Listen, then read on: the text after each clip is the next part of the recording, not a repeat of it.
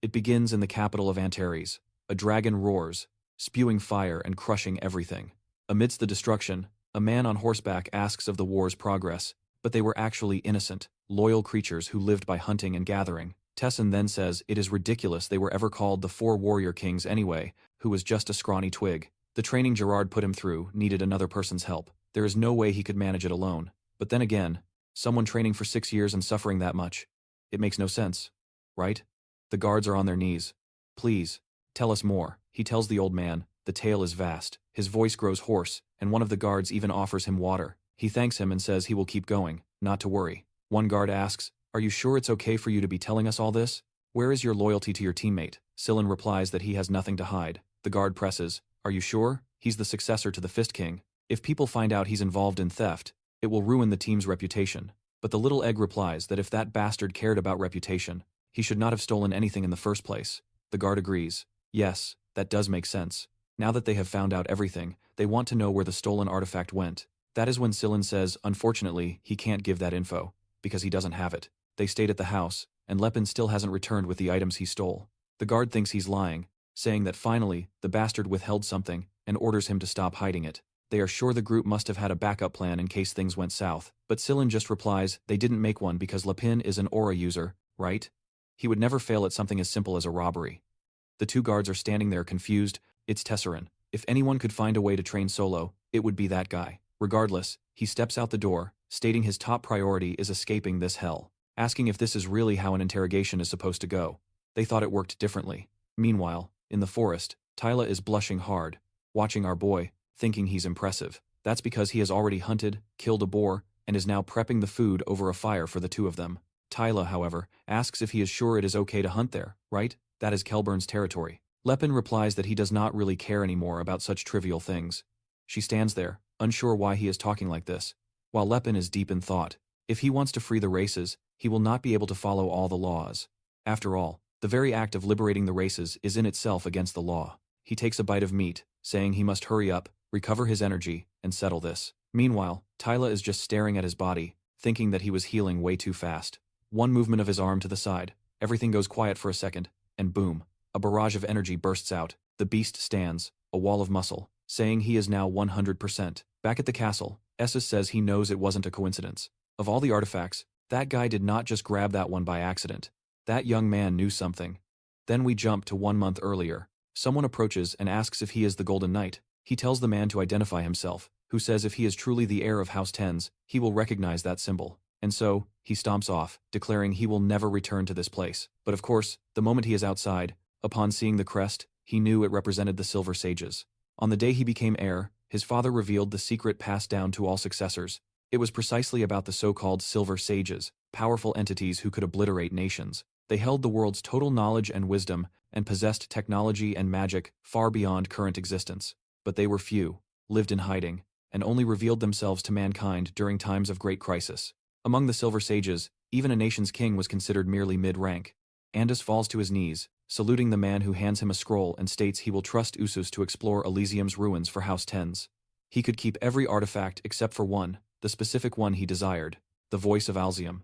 However, he must know that failure brings consequences that could seal the very fate of House Tens. Usus is there sweating pure terror. Just then, a knock comes at the door. It's Vers and Rento, reporting the interrogation is finished. They seem to be telling the truth, but something was off. As they explain, we see the men at the gate, one shaking, terrified of what happened yesterday. He was calm, then suddenly an impact, and darkness. When he awoke, he saw that man dismantling everyone with just his fists, a scene from a dark level-up Manhwa mowing down 30 soldiers. And now Yusufus has that man's companions. He's terrified the monster is coming for them. His teacher is already there, asking where his precious student is going. Our boy is stunned, wondering how in the hell this guy is already out here. Suddenly, the man looks aside, and ice floods his veins. There, walking across the bridge, is Lepin. He has already arrived, activating the Horn of Calamity. In that instant, Usus's face contorts with fear, asking if that man was truly a student from the Academy of the Indomitable. Why would a Silver Sage covet an item belonging to an Academy student? Remember, Sillin had likely already told them what our protagonist claimed how his master left the item for him to retrieve. Usus now understands the terrifying conclusion this implies. Usus knows it could be a false claim, but still, that boy was a bishop with power rivaling Philinance, and one so young with that level of sacred power surely lacked the knowledge to fake such things. To Usus, the two were merely pawns being used by that man. And the problem is, they would now be abandoned, without a second thought. How could he capture Lepin now that he had escaped? He could use the power of House Tens, but it would be meaningless, as the voice of Elysium was now beyond recovery. In the midst of that thought, everything is shattered by the explosion on the bridge. The moment he looks out and sees it, he recognizes that energy. The monster was back. Our protagonist declares he heard his companions were being held here. Half the castle is already aflame as knights shout to show this arrogant fool the power of tens. Was he just always standing around waiting? Scratching his chin, Gerard notes it has been 9 months since his last escape attempt. The soldiers yell that today's fight won't be like yesterday's. Our protagonist says the same. Today, he wasn't holding back. Usus sends Rento and Varus, the same men from the interrogation. But with one strike, they are sent flying back like discarded trash. Our protagonist warns them armor is useless against any strike infused with aura. Just then, a priest begins asking the gods for blessings, preparing his magic, as buffs flare across the soldiers. But Lepin simply dodges, planting a fist in one man's face, then calmly decks another. One stomp on the ground sends everyone flying. The soldiers don't stop though. Ice arrows, fire arrows, lightning bolts. Lepin thinks, mages are absolute scum. One day I'll have to deal with them permanently. He punches upward, deflecting the attacks and sending the casters flying back. Lepin knows well, mages lose focus easily, even from minor injuries. With that handled, he moves on to the priest. A quick slap to the back, a light chokehold, a gentle tap on the cheek. The soldiers call him a coward while he just laughs. They were 50 against 1, and dared to talk. Lepin also knows how to handle priests. You must make them lose consciousness as quickly as possible. This is because most receive greater blessings the more injured they become. So, repeatedly striking them is a bad idea. This one makes 9. The kid explains he is not Tessin, his name is Lepenheart, and he is a mage. Gerard calls that a pretty creative story. The men keep attacking with everything they have. But he just stands there, arms crossed, an immovable rock. The soldiers have already noticed. This time, he wasn't even trying. The scene was a world of difference from the night before. The commander whips around, roaring why the hell Russ is frozen. He was supposed to help the team. He's furious. This brat always charges in without orders, and now that he's commanded to, he just stands there motionless. But Russ is paralyzed, utterly in awe. He's witnessing a radiant light guiding the very flow of power. At times it would surge and strengthen. At others, it moved as a single entity. This was the essence of aura. He now saw why he moved so fluidly, why his power expanded like that. Finally, everything became crystal clear. He grasped something that could never be taught. It was like a scene out of a level-up manhwa. Only those at the pinnacle of martial arts could perceive these true movements. He now understood the conduct of a true master, and the only thing left for him to do was admire it. A sudden barrage of attacks erupts. Our boy dives aside, looks up with a smirk, saying he took long enough. Usus declares that in the name of House Tens, he will not tolerate any more rebellious acts. Look at what you have done to these knights. Lepin tells him to stop feigning surprise. He had been hiding and watching for some time now. Usus is stunned, asking how he knew, and Lepin already sees through it. This time, he really concocted a good one. Last time was a tale about being from another world, meeting gods and dragons. Before that, the man possesses magic armor, granting him power rivaling an aura user, yet he's clueless about sensory circles and aura expansion. He says he knows Usus wanted to test his skills, but sacrificing his subordinates like that is just cruel. Rumors painted him as a noble and righteous knight, but it seems he has a darker side. The surrounding soldiers insist Usus would never do such a thing. Lepin tells him to explain what took so long. Was he taking a bath or something?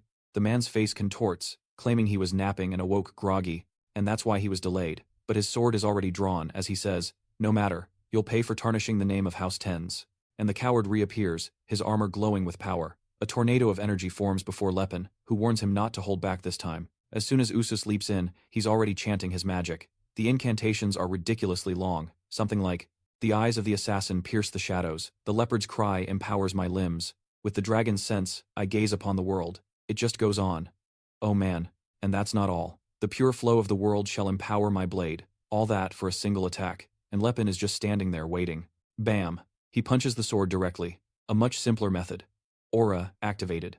It's an all-out brawl. Fists fly back and forth. He claimed to be a reincarnated martial artist from an eastern continent, but this new one, being a wizard named Lepenheart, that one is pretty convincing. The problem for our hero is that even with his body reinforced, he's still taking damage. Usus seems to notice his hesitation and launches more attacks. Thankfully, this time without another lengthy speech. And Lepin counters with that spiral defense technique. While defending, he's simultaneously advancing, closing in. Meanwhile, back in the prison, the two captive women wonder what on earth is happening. Styrus suggests that it's probably Lepenheart coming to their rescue, Selin replies that Styrus acts distant and cold, but she's sure he's coming for her. A bit shyly, she admits she doesn't understand Lepenheart's mind, but he seemed to treat her exceptionally well. Selin teases that maybe he really likes an elven girl. Styrus replies that at first she thought it was about her race, or maybe he just had a taste for adventure, who knows.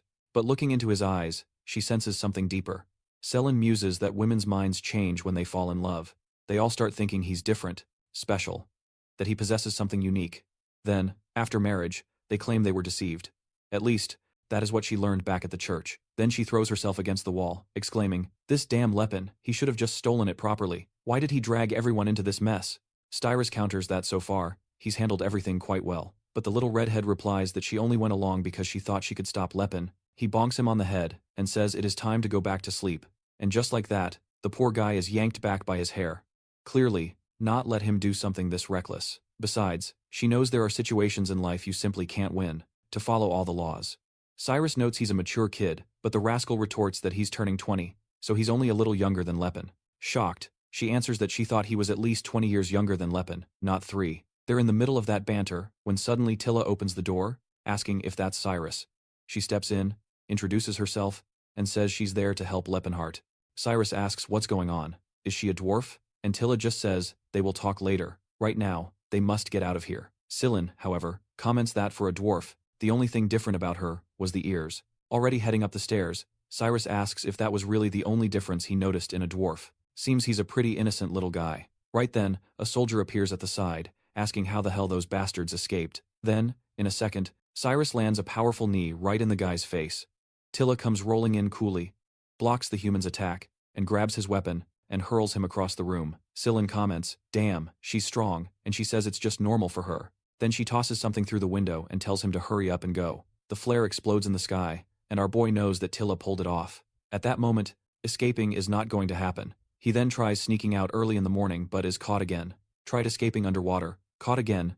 Usus realizes everything up until now was just a trap, and our boy activates, saying, "Of course it was. Why would I enter the front and draw so much attention otherwise?" But that just makes Usus lose it even more, because Lepin still wasn't using all his strength. He comes at him with another sword strike. Our boy dodges to the side, and now moves in, to land one right in his face. The bastard still manages to defend, swearing he won't be defeated like this. But now Lepin is advancing without giving him any time to breathe. One more punch. It seems to hit the ground just as the guy comes from behind. He launched a shadow attack, but our boy takes one step aside, comes up from below, and lands an uppercut right in the gut. But Lepin quickly noticed the sensation wasn't that of a normal body. The guy turned into a cloud of shadow as several clones started popping up around him. But our boy, being a magic expert, knew these illusions were simple to deal with. All he had to do was sense the presence of the real one. As skilled as Usus was, he really didn't know how to fight someone who had an aura. All the clones throw their swords into the air and start reciting the same speech. But in 1 second, Lepin is already face to face with one, asking, "You the real one?" The punch lands clean in Usus's stomach. He's shocked. How was he found? But to Lepin, a man with aura and mage experience, that was easy. Still, the bastard doesn't give up. He prepares another attack, saying he doesn't know how, especially since that troll paid the price for his sins. Lepenheart remembers the one called Guru Atika and thinks to himself that even though trolls look menacing, and dragged straight back to the mountain, the man who would one day be the king of fists is now just desperately trying to escape his training. But the House of 10 will not fall. He fires off another one of those speeches while our boy just activates Spiral Guard. Another speech. Spiral Guard. Another speech. And you already know, right? It's Spiral Guard. Spiral Guard. Spiral Guard. My god, when is this going to end? Usus wants to know what the hell that ability of his is that reflects everything. Lepin says other aura users cannot use this ability, not because it is hard, but because it is extremely risky. Every aura user can expand their barrier in a uniform way around themselves for protection. The difference with the Spiral Guard is you spin your own aura together with your body. Normally, it rips a person's body to shreds, but his steel-trained body stays completely intact. The only problem is that it burns through a massive amount of aura. The upside, it blocks anything. Usus wants to know who is backing him.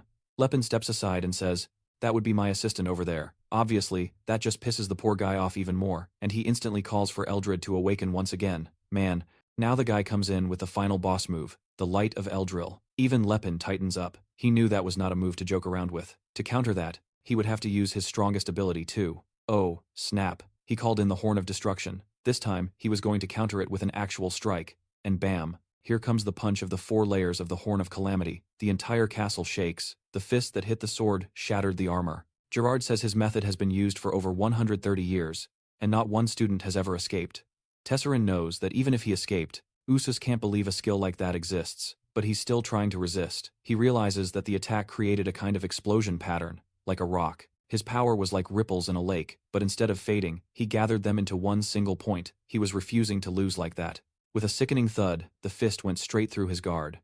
The mountain of muscles clothes were already ripped, and now the poor sucker went flying. People say someone exploded into a wall, but this was literal, dude, and the man just stood there like a total Chad. Meanwhile, the rest of the army trembled, wondering how their captain lost so badly. The mightiest sword of House Tens had fallen. Walking toward the sword, Lepin comments that magical items self-repair, though it would likely take half a year. As soon as he picks it up from the ground, the men yell that they knew he was a bandit, but he simply hands it back, saying he had no choice but to destroy it all. That's when the soldier realizes he wasn't there for greed. Lepin considered taking that sword to Cirrus, but knew there's another, the one she used in the past life, and it's far better. He waves goodbye until someone points a blade at him, telling him to stay put. It was that bastard Russ, saying it wasn't over until the entire house had fallen. His friends ask, "What do you think you're doing? That guy just beat your brother." That old man would hunt him across the world and drag him back. Perhaps the smarter option is to earn permission to leave the mountain. The soldiers were already thinking of ousting the bastard, but Russ just strode forward. Lepin recognized his predictable downward slash. He didn't seem like much to worry about, until suddenly his blade was surrounded by blue energy and Lepin barely dodged. Worse still, the slash had actually affected his body. The only explanation was that it was an aura blade. The men ask Russ what the hell he did, and he says he simply reclaimed the sword of Tens. At that moment, Lepin recognizes that Mana's color, a blue like the sky, and remembers the swordsman Cyrus, who came to defeat him, vowing to end that dark empire. When he says the name aloud, Russ asks how he knows it. Because, of course, his real name is Cyrus. Russ is the nickname. The name, Cyrus Montaigne, was given when he first started as a knight. But since nobody wanted to recognize him as a true soldier, they gave him that nickname, Russ. Lepin wonders how he hadn't recognized this bastard sooner, knowing he was from House Tens. Though now known for the Golden Swordsman, in 30 years, it's a different story. Like a classic level-up manhwa, because they would have produced the legendary Stellar Swordsman. That would erase the old belief that House Tens relied solely on magical weapons for its honor. Strangely, the rest of the group is shy, wanting to know how he knows Russ's real name. And what's this about calling him a Stellar Swordsman? And so, 2 years pass. He is slammed into a wall by a massive weight when suddenly, the chains snap. Gerard congratulates him for awakening his aura. He's not that amazing, they say. The guy is completely red-faced, but the girl tells him to calm down, saying he must be mistaken for someone else. Don't worry. Of course, none of that made any sense, and Russ knew it. Lepin then realizes this guy is very different from the one he met in the future. Truthfully, age changes people, but the recklessness was identical. The bastard charges again. This time, Lepin must activate Spiral Guard, leaps into action, defends, and bam, punches his gut. But the bastard lands on his feet, reactivating his aura. Lepin notes that being able to use aura that way to defend right after awakening is impressive. The fight resumes, and now Lepin is the one being pressured, forced to dodge. And the worst part was that it was hard to read his pattern. That's because every martial art has a foundation, a system built over many years by martial artists. Even the technique Lepin learned from Gerard has its own manuscripts. Russ, though, was a wild beast using a classic swing and pray technique. What Lepin found strange was that even fighting like that, people leave openings. But that wasn't the case here. His attacks moved cleanly, yet still didn't break any known logic. A genius like this appears maybe once a century. It's no wonder he was called the Stellar Swordsman. And it was with that talent that Lepin suddenly remembered Cyrus saying that filthy orc stood no chance against his sword. That was the very bastard who murdered Tessin. This progression is straight from a level-up manhwa. Tessin knows even Cyrus, the famed sword hero, didn't awaken his until after he turned 20. One of Lepin's subordinates and his friend. In that instant, Lepin's control shatters, roaring this man is Tassid's enemy as he lands a clean hit. The sword, which instantly shatters Russ's aura. It seems Lepin is finally getting serious, but Russ still charges forward with the same reckless abandon. Right then, he prepares the strike he's practiced millions of times. Lepin knew this boy would become a sworn enemy. He had to eliminate him now, and prevent that cursed future. A devastating boom hits him in the gut, Lepin stating, "Glad I met you this early." And bam, a massive explosion sends the boy flying far. Lepin stands there, swag incarnate in the flames. But then his expression shifts. Russ rises once more, declaring he is from the House of Tens, and they would never fall. Lepin can't believe it. That blow was genuinely meant to kill him. Unlike his fight with Usus, this time he had zero intention of his opponent surviving. Yet even so, not only did Russ not die, he didn't even collapse. He might as well be a corpse, but he was still standing. Lepin now asks himself, Should I kill him or not? Logically, he wants to end him, but something deep inside tells him he shouldn't, and it's not because Russ hasn't done anything wrong yet. He knows that even now, with the strength Russ possesses, he could already kill someone Lepin cherishes. Getting rid of a future enemy now would be perfect. But he also knows that Tessin, who had a true warrior's soul, would never want that. But Gerard wants to know why this idiot is so surprised. That was the bare minimum expected from this training. His physical endurance developed from sensing with survival instincts. He'd be furious to learn the one who defeated him was killed before he even got a chance for revenge. So, he says aloud that Tessin truly would be enraged. He turns, saying he'll grant him the chance to be spared, because Tessin will demand that future fight. Cyrus asks what he's talking about. Lepin just tells him to survive and grow stronger. It was for Tessin's sake that he was walking away alive. In his past life, those two had clashed multiple times, and with every battle, their skills ascended to even greater heights. You could say Tessin became the legendary orc warrior he did thanks to his battles with Cyrus. If Lepin kills this boy now, he'd be altering his friend's future too. With that, he simply walks away while the kid remains there, frozen, just watching. But then, he clenches his teeth and screams, his aura exploding as he slams his sword into the ground. The scene then shifts to the forest. That fight was incredibly intense. So much just happened. Now in the forest, the tiny dwarf girl says, "It's good he returned in one piece." Lepin thanks her, glad that everyone is safe. Sillin remarks it's because of them that they endured all this. He knew a pilgrim's journey was full of adventure, but he never expected to land in jail. Lepin apologizes, and Sillin tells him to think straight. Cyrus is an elf and a woman. You must start imagining the kinds of things that could have happened to her. Immediately, Lepin approaches and asks if she's alright, if those bastards did anything. As that connection grew, so did his vitality, and with it, his energy. From that, aura is born. Now that he has awakened it, it is time to learn new techniques. She tells him not to worry. It was a surprise, but the knights were all well behaved. So now, he's thinking he better be more careful from this point on. Everyone is now dying to know, right? What was it that he wanted so desperately? He shows them the cube, and Sillin says that thing doesn't look like some tool for martial arts. Lepin feigns ignorance, saying he doesn't know what it is either. The master just told him to retrieve it, but whatever. It's time to leave this place.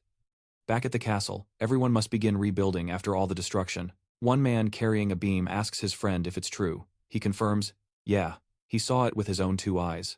Finally, an aura user has appeared in the House of Tens. The news has reached us. Let's see how Big Bro is going to react. Yikes. I can already tell it won't go well, because he's asking how someone with that filthy blood could awaken such a power. He claims it's the fault of that damn father who always favored Russ.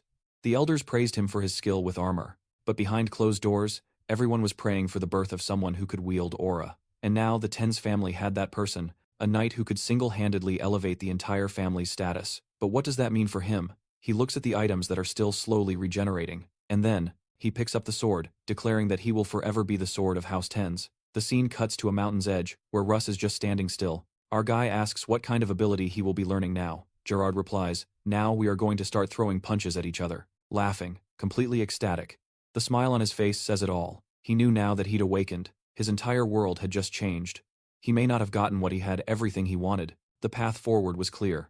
But in that moment of triumph, the monster appeared, asking why he was so happy. The instant Russ turned, Yusufus commanded, "I heard you awakened your aura. Show it to me." Russ, still naive, proudly displayed his new power. Yusufus glanced at it and called it a wonderful power. A lie. Russ stood there beaming, believing his brother had finally recognized him, but in that instant, his brother's face contorted, and a sword was already buried deep in his stomach. Staring at that cruel face, he could only think, why? And the fiend continued his speech, activating his own powers. At that moment, Yusufus was making absolutely certain that Russ would die. The monster declared the House of Tens only needed one sword, and he would be that sword. Somehow, Russ managed to deflect the second lethal attack. From afar, people began shouting, asking about the explosion and what had happened. Russ seized the chance to hurl himself off the cliff, plunging into the water below. Yusufus knew life was unpredictable. Countless tales told of survivors returning from the water to claim their revenge, and that was exactly why he had to prepare. He collapsed, kneeling, as men rushed over asking what had happened. He claimed Russ attacked him, and so, the beatings continue. 3 more years pass. The scene shifts to a waterfall, with Tessin standing still, trying to take his place as the house knight. The soldiers believed him instantly, saying, "That's expected from someone with such filthy blood." As soon as he gained power, he tried to seize it all. They asked for Russ. He said the traitor threw himself into the lake. For Yusufus, this was a perfect level-up Manhwa moment. Even if Russ survived, it would be no problem. The entire house would now be against him, and he'd never have a chance against Eldrad. The soldiers were already leaving, saying they had to find that traitor now, and Yusufus celebrated. musing that being seen as a good person always pays off. A shame that was his farewell to his little brother. The scene then cuts back to the forest with our hero's group. Sillin still wants to know where he met Miss Tila. He says he fell into the river, passed out, and when he awoke, he was in the dwarves' home. Sillin finds that peculiar, right? Why would dwarves ever save a human? He explains that a dwarven prophecy apparently involved him, and that was why. Tila confirms this, stating, "Yes, he is the savior of our race, and that is why I follow him." Sillin thinks it strange. He never knew dwarves worshipped any such god, to which Lepin explains that they even have priests, just like him. And Tila prods the man, saying, "Humans always assume other races lack anything as organized or sophisticated as religion." But Sillin, curious, asks our hero if Alport is an evil god. What did Alport do wrong? Apparently, humans believe in 12 main gods. Outside of them, focused. He activates the Horn of Calamity, gathering aura into his fist. He is about to throw the Sharia punch. Arm pulled back. There is the goddess of the elves, known as Eldia, and the goddess of the dwarves, which is Alport. And Sillin realizes he just assumed Alport was a bad god, because that's what he was told, but he actually has no idea why. Suddenly, Cyrus calls to our hero, telling him to look to the side. She's not sure, but it looked like someone was in the water. And who is it? It's Dan Russ. I had a feeling he might join the group, and Lepin is already wondering how that kid ended up out here. Sillin asks if he knows him. He replies that it's rather complicated. He knows of him, but not really. The problem is, he is not sure now. Is it destiny? A change in the prophecy? Why is this man here? Later, Russ awakens in the carriage, wondering where he is. He immediately remembers the sword in his chest. Yusufus had always been the kind of knight too perfect for anyone to hate. Russ worked hard every day, wanting at least not to bring him shame. Deep down, he believed that if he proved his worth one day, Yusufus would finally acknowledge him, but now it was clear his brother never had any such intention. He laughs like a madman by himself, and Lepin asks if he has finally woken up. Russ steps out, a little awkwardly, wanting to know if they were the ones who saved him.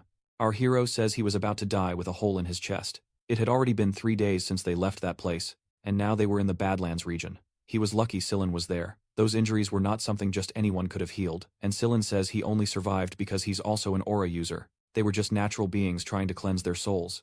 Street Ellen then speaks up. He punches straight into the cliff wall. He says he stacked 3 layers. That appears to be his current limit. It was a simple technique that let him compress. Otherwise, he would surely be dead. Russ can only feel a cold rage for Yusufus, as Lepin, not wanting to pry, trails off. The man should at least know his life was saved. He didn't expect thanks, but this awkwardness was too much. They had even rented a separate carriage just to haul his body. Russ starts bowing, saying it's thanks to them he's even breathing now. Our boy, however, says he's broke, and Sillin paid for it all, so he should be thanking him. Meanwhile, he's thinking to himself, now, the future stellar swordsman owes me one. A useful card to hold. If we become enemies, perhaps he won't strike so easily. He then asks, now that Russ is awake, what's the plan for the castle? Our boy still doesn't know what happened. As night falls, after the story is told, Russ admits, returning home is impossible. He's likely branded a traitor by everyone now, the man who attacked the heir. Lepedin knows in the future, this man was to awaken Aura later and then challenge his brother to a proper duel, where he'd win his birthright. It seems this time, Russ found a way to not lose his title. Lepedin asks what his plan is now, and Russ looks thoughtful. Returning to House Tens means being a traitor. Then, the inevitable. He asks if it's not too much, focusing all his body's energy into one blow. The aura layered itself in stages, earning its name Horn for its ring-like ridges. At its absolute peak, he would like to travel with our boy. Everyone stares, wondering why, and he states that he was saved and is a knight. At the very least, he must repay this debt. But cast out from his family, he can only serve by his side now. Lepedin is clearly against that idea. He says there's no need to go that far. Russ can take gold coins, rent a room, and disappear. Besides, they don't truly know each other. But Russ says knowing Lepedin is Geared's successor is enough. Lepedin knows that in the past life, Russ used to travel all continents, challenging aura users to get stronger, but now branded a traitor, and having lost all his titles, that path is now closed. His only option for survival is to follow this new protagonist, a grim tale straight from a level-up manhwa. Their fates are now intertwined. To witness their dark journey, consider subscribing, and let us know your theories in the comments below. A skill could manifest 9 layers. Legend said at that level, it could even slay a god. Even Tessin in his past life had only reached 7. His master once said that the day he hit 4 stacks, he could finally leave the mountain. But it seems the old man had wandered off the village, so he must wait for his return. Now, if this were his past self, he would already be using this chance to escape. But this was the perfect moment to attempt something else. The kid begins practicing Lepenheart's old magic, the Demon King's power. For some reason, I figured he would just stick to punching, but I forgot. He can still use his past life spells as long as he can gather enough mana. Mumbling about becoming one with the void, he creates a piercing bullet and fires it straight at a tree, and it just leaves a scorch mark. Compared to the punch that shattered mountains, it's pathetically weak. This isn't your typical level-up Manhwa progression. For all the knowledge he possesses, his body won't cooperate. He wonders if becoming a mage is even possible, as his brain can barely work enough for the calculations, saying that the strange dwarf who worshipped the gods of darkness was also put on the right path. The protagonist puts his hand over his face, but just then, he senses something nearby. Whatever it is, he knows it isn't human. A green paw steps into view, and an orc carrying a sword appears. Tessin locks eyes with him, and the orc says to pretend he saw nothing, or he'll die. Lepenheart figures that judging by his size, this orc is about 3 or 4 years old, incredibly young. He must have fled a battle or something. At least the fact that he's talking and warning Tessin away shows orcs aren't naturally aggressive. They prefer to avoid conflict. Tessin asks if the young orc is being hunted. The green-skinned kid looks confused, asking how Tessin speaks his language. Tessin says he's met a few orcs. The creature lowers his head, saying the fates blessed this encounter. Yes, he is being pursued. Tessin says he can help, but only if the orc trusts him. The orc says anyone speaking his language so fluently is like a brother. Plus, he senses Tessin has a genuine soul. Tessin can't help but notice this orc speaks with an oddly refined, almost royal tone. He likely has noble blood. So, Tessin agrees to help. He begins chanting, opening a kind of portal in the cave, saying the magic will keep him safe. The surprised orc asks if he's truly a mage.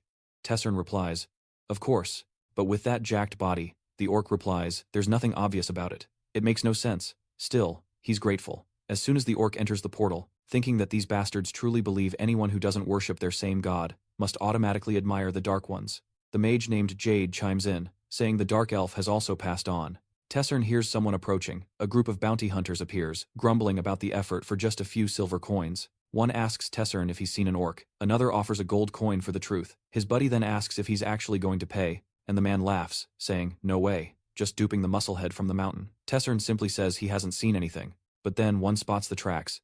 He says they're clearly orc footprints and the creature went this way. Tessin realizes he forgot to cover them, but calmly says nobody is allowed in his home. One soldier glares at him, asking if he's lost his mind or if he's asking to die. Tessin just stands there, arms crossed, staring them down. The others begin whispering that he's looking seriously ripped. They should be careful. A purple magic circle forms beneath him as he recalls his master's words. His fists were the deadliest weapons on earth. That's why using a weapon was an act of mercy.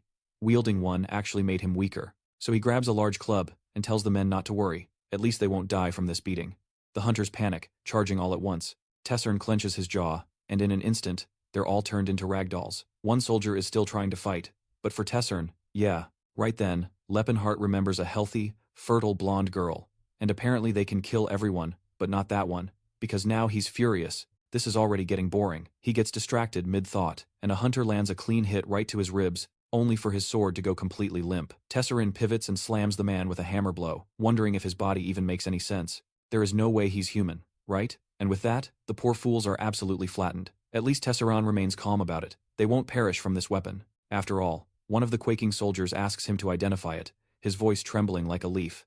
Tessin just smacks him, saying he has far too much energy to waste on questions. Soon after, the entire group is retreating, apologizing as they go. Tessin stands there, holding the weapon, thinking he's growing far too accustomed to this academy life. Just then, the orc appears again, saying he is incredibly grateful that Tessin saved him, and he would never forget it until the day he died. Lepenheart tells him a warrior should not bow his head so easily, but the orc replies that Tessin is now his mentor, and when the time comes, he can count on his sword. Tor knows, in orc culture, a mentor is someone they deeply respect, almost like a hallowed figure. The orc then asks for his name. Curiously, Tessin starts to say Tessin, but stops. He says his name is Lepenheart Walled Antaries. So, I suppose I've been calling him Tess for no reason. The man is sticking with Lepenheart, demanding to know if they really are that eager to die. Tessin shouts, dark elves were beings consumed by darkness, and they didn't deserve any form of mercy. And the orc says he will remember that name. Our boy then asks what options he truly has. With humans taking over the world, where is he even meant to go? The orc answers that the continent is vast. There must be a place where he can live peacefully, not as a slave. Lepenheart mentions a land far to the southeast, a place called the Mountains of Racket, about a 2-week journey away, in a region known as the Land of Challenges. He heard a tribe of orcs is hiding there, known as the Blue Bear Tribe. Apparently, that was all the orc needed to hear.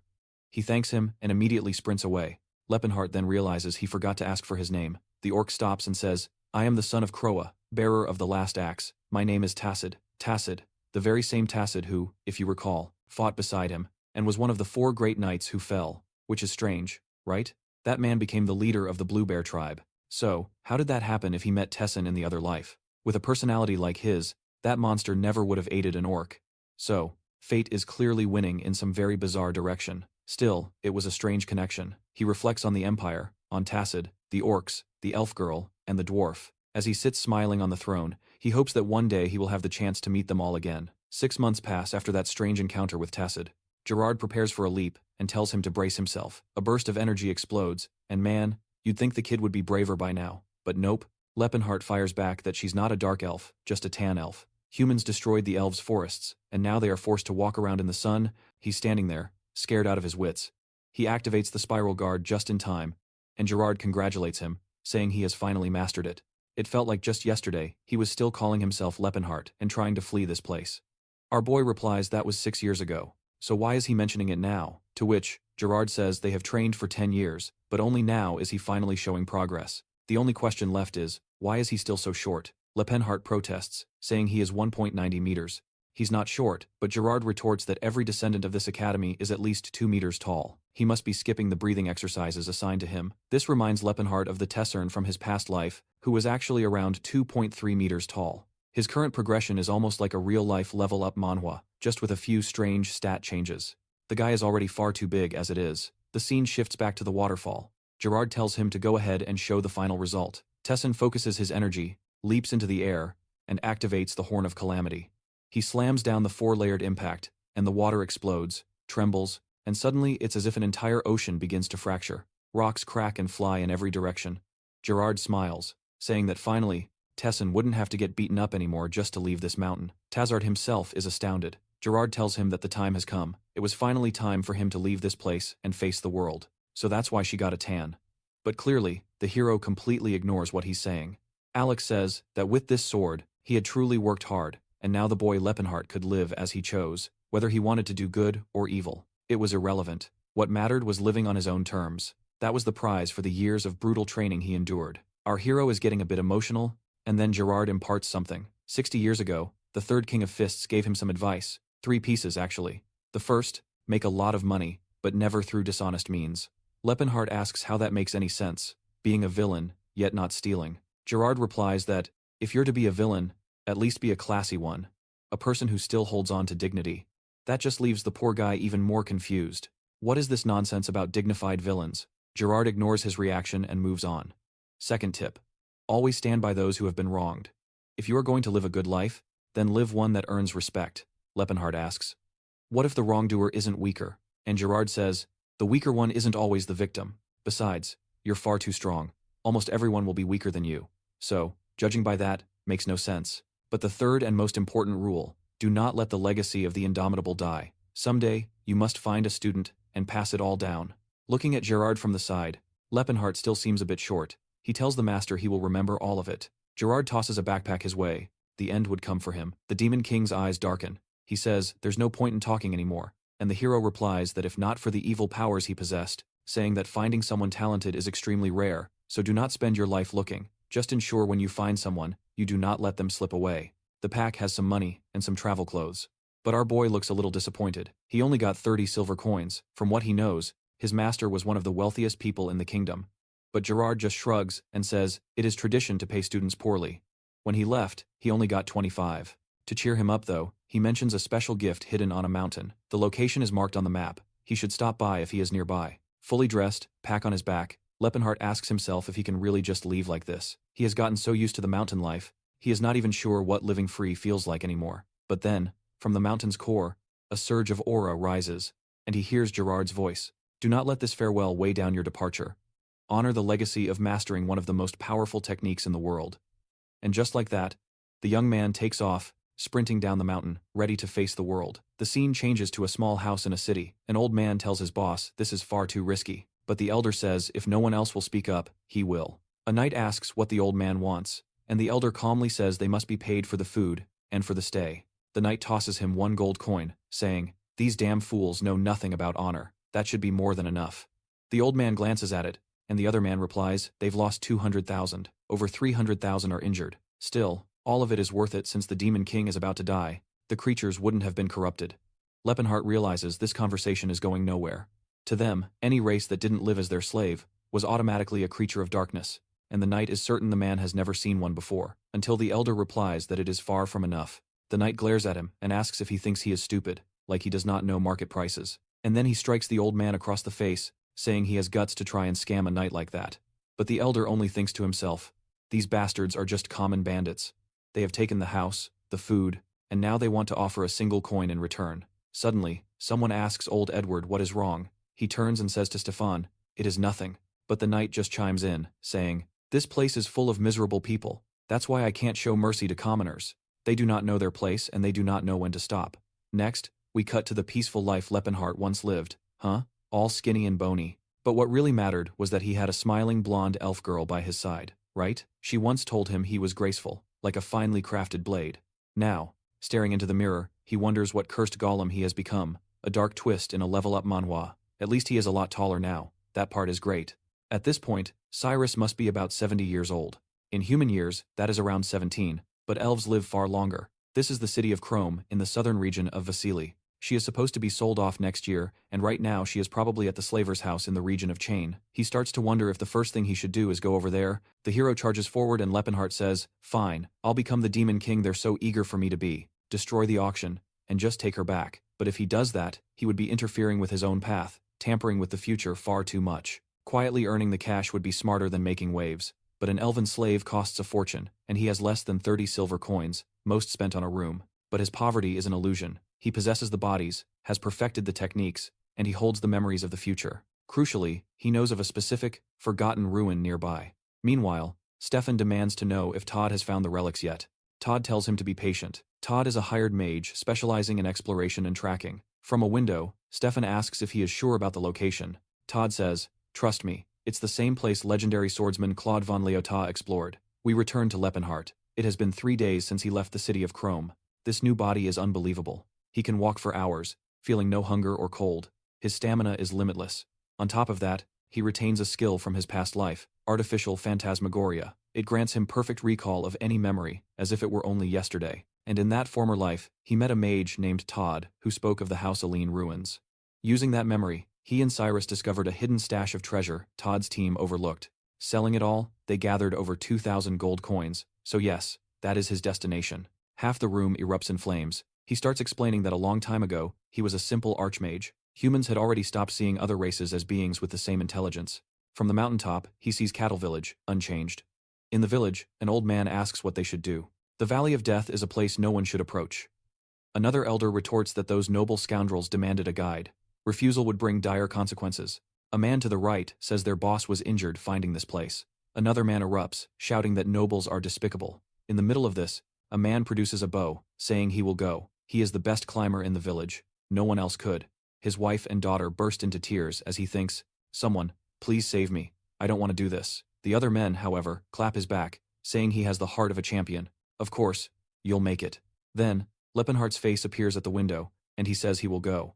The man yells his thanks, but then spins, bow drawn, demanding to know who he is. Our hero calmly replies, I'm a traveler. I overheard your conversation by accident. He enters the room and they ask if he knows the area. He nods. Extremely well. The men say it's impossible. If he truly knew the place, there is no way he'd agree to enter the Valley of Death. But our hero simply says he has been there before, so he is not worried. He's thinking to himself these villagers are lucky. He just saved a life. The Valley of Death, a name from a dark level-up manhwa. But the truth is, elves were viewed as pretty servants with long lifespans. Dwarves made perfect mining slaves thanks to their dexterity. It is a dungeon. A forgotten remnant from the Silver Era.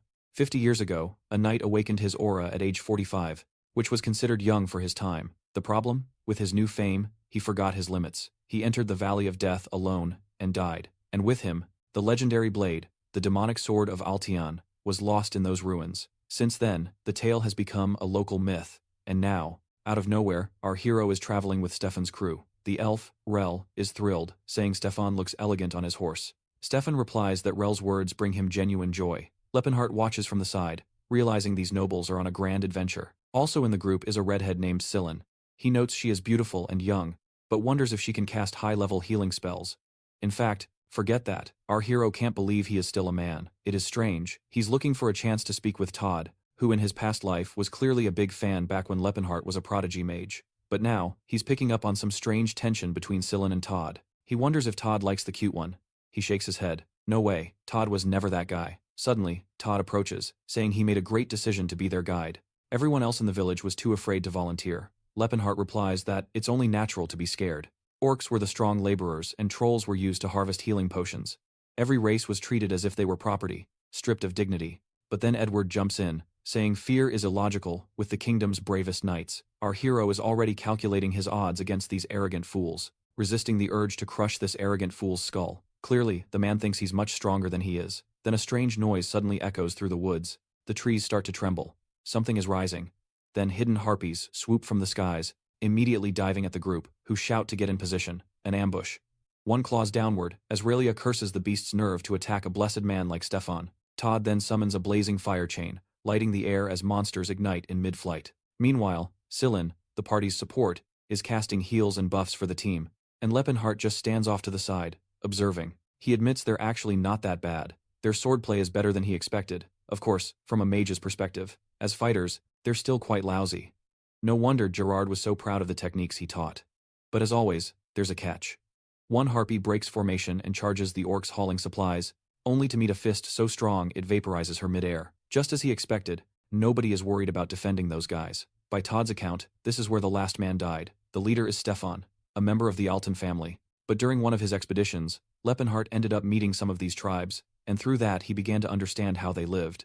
Some soldiers, though, are not doing so well. They're being torn apart by the harpies. Lepenheart notices that Stefan isn't actually a bad person, but he doesn't fight while protecting those beside him. Maybe that is what truly makes someone bad. Just then, Scylla, the kindest of the party, tells everyone to take cover in the trees. It's too dangerous, our boy thinks. At least someone in this group is decent. The harpies unleash another wave. Lepenheart doesn't even dodge. He just stands there, letting them strike him until a strike lands in his eye. He wonders if he has any tears left after all that training. Soon, Stefan calls out, asking for a damage report, if the mages and priests are all safe. One of the soldiers answers yes, and our boy realizes they don't give a damn about him or the rest of the porters. Right then, Stefan raises his arm, proudly declaring they've proven their strength and can now rest after such a glorious victory. Lepenheart takes the chance to walk over and talk to Todd, thanking him for the fire magic. It really saved everyone. He says he'd heard Todd was a mage from the Delia Magic Tower, and that he has a friend who studies there too. Todd asks who his friend is. Our boy replies, his name is Lepenheart. Do you know him? Todd says, yes, I know Lepenheart.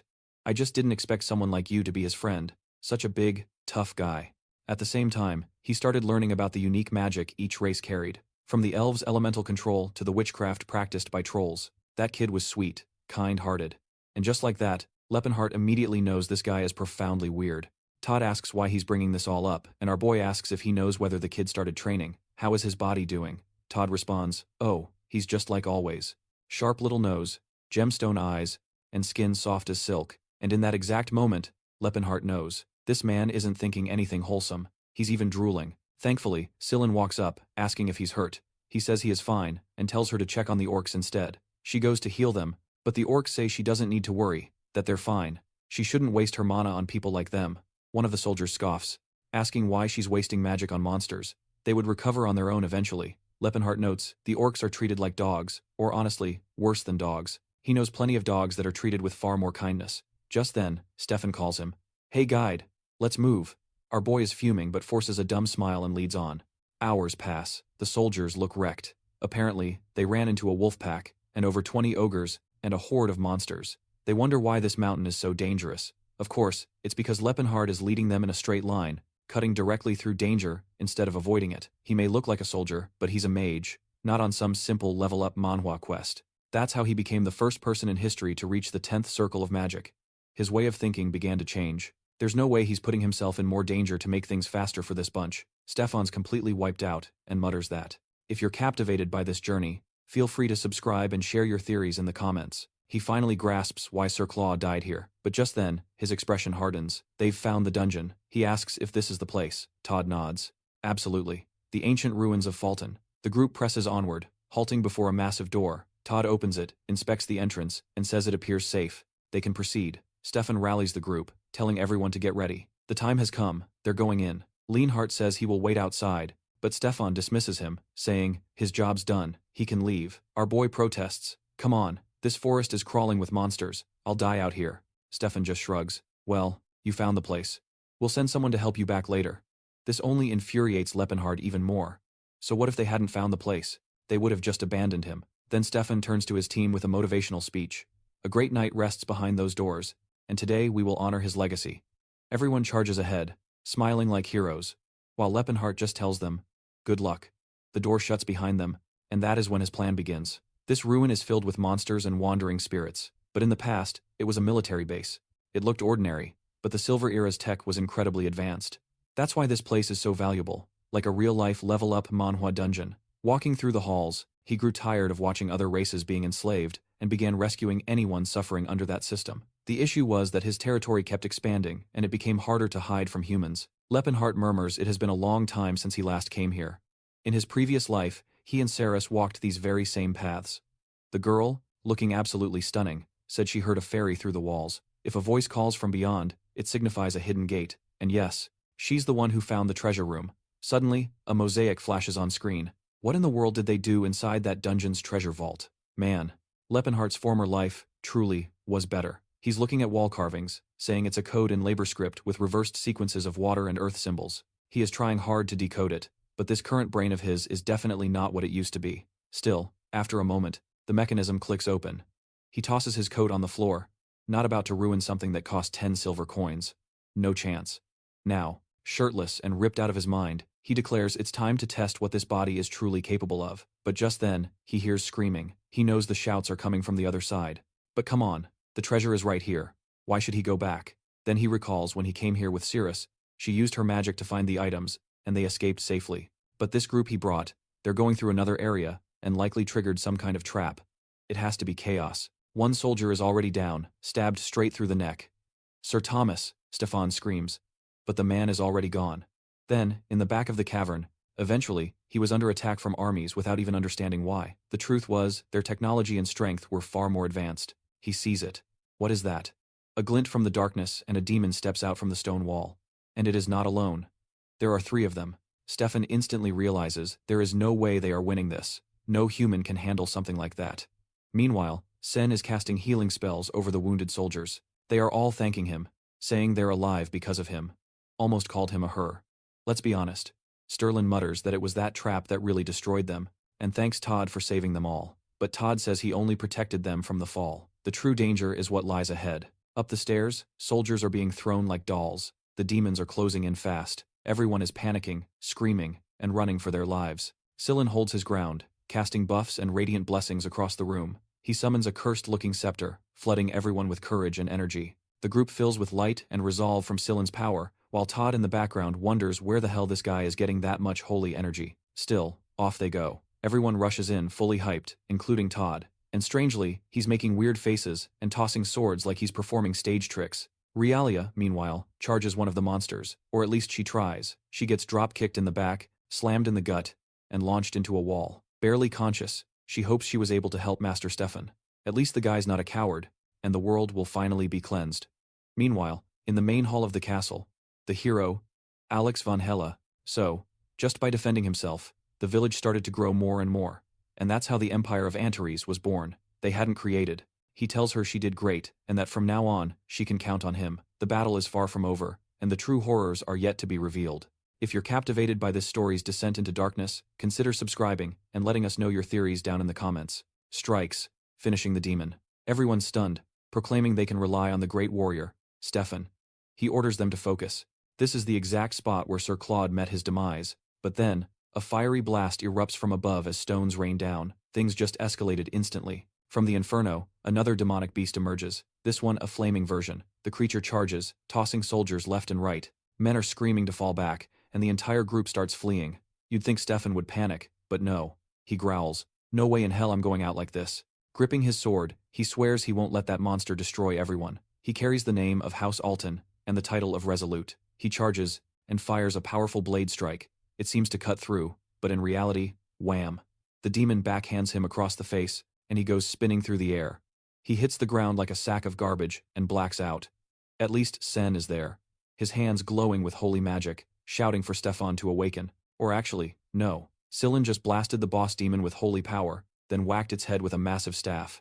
The problem? The creature didn't die. It slowly turned, locking eyes with him, and now Sillin is absolutely shaking in his boots. The demon comes charging, not from a hatred of humans, but as a sanctuary for other races. Yet now, it was all just rubble. Even though its inhabitants were peaceful, poor Sillin squeezes his eyes shut, thinking, dude, you better try to dodge. But suddenly, the demon is knocked back, sent flying through the air. Sillin opens his eyes, and there he is, an absolute unit, the hero of the hour. He's here to save the waifu of the day.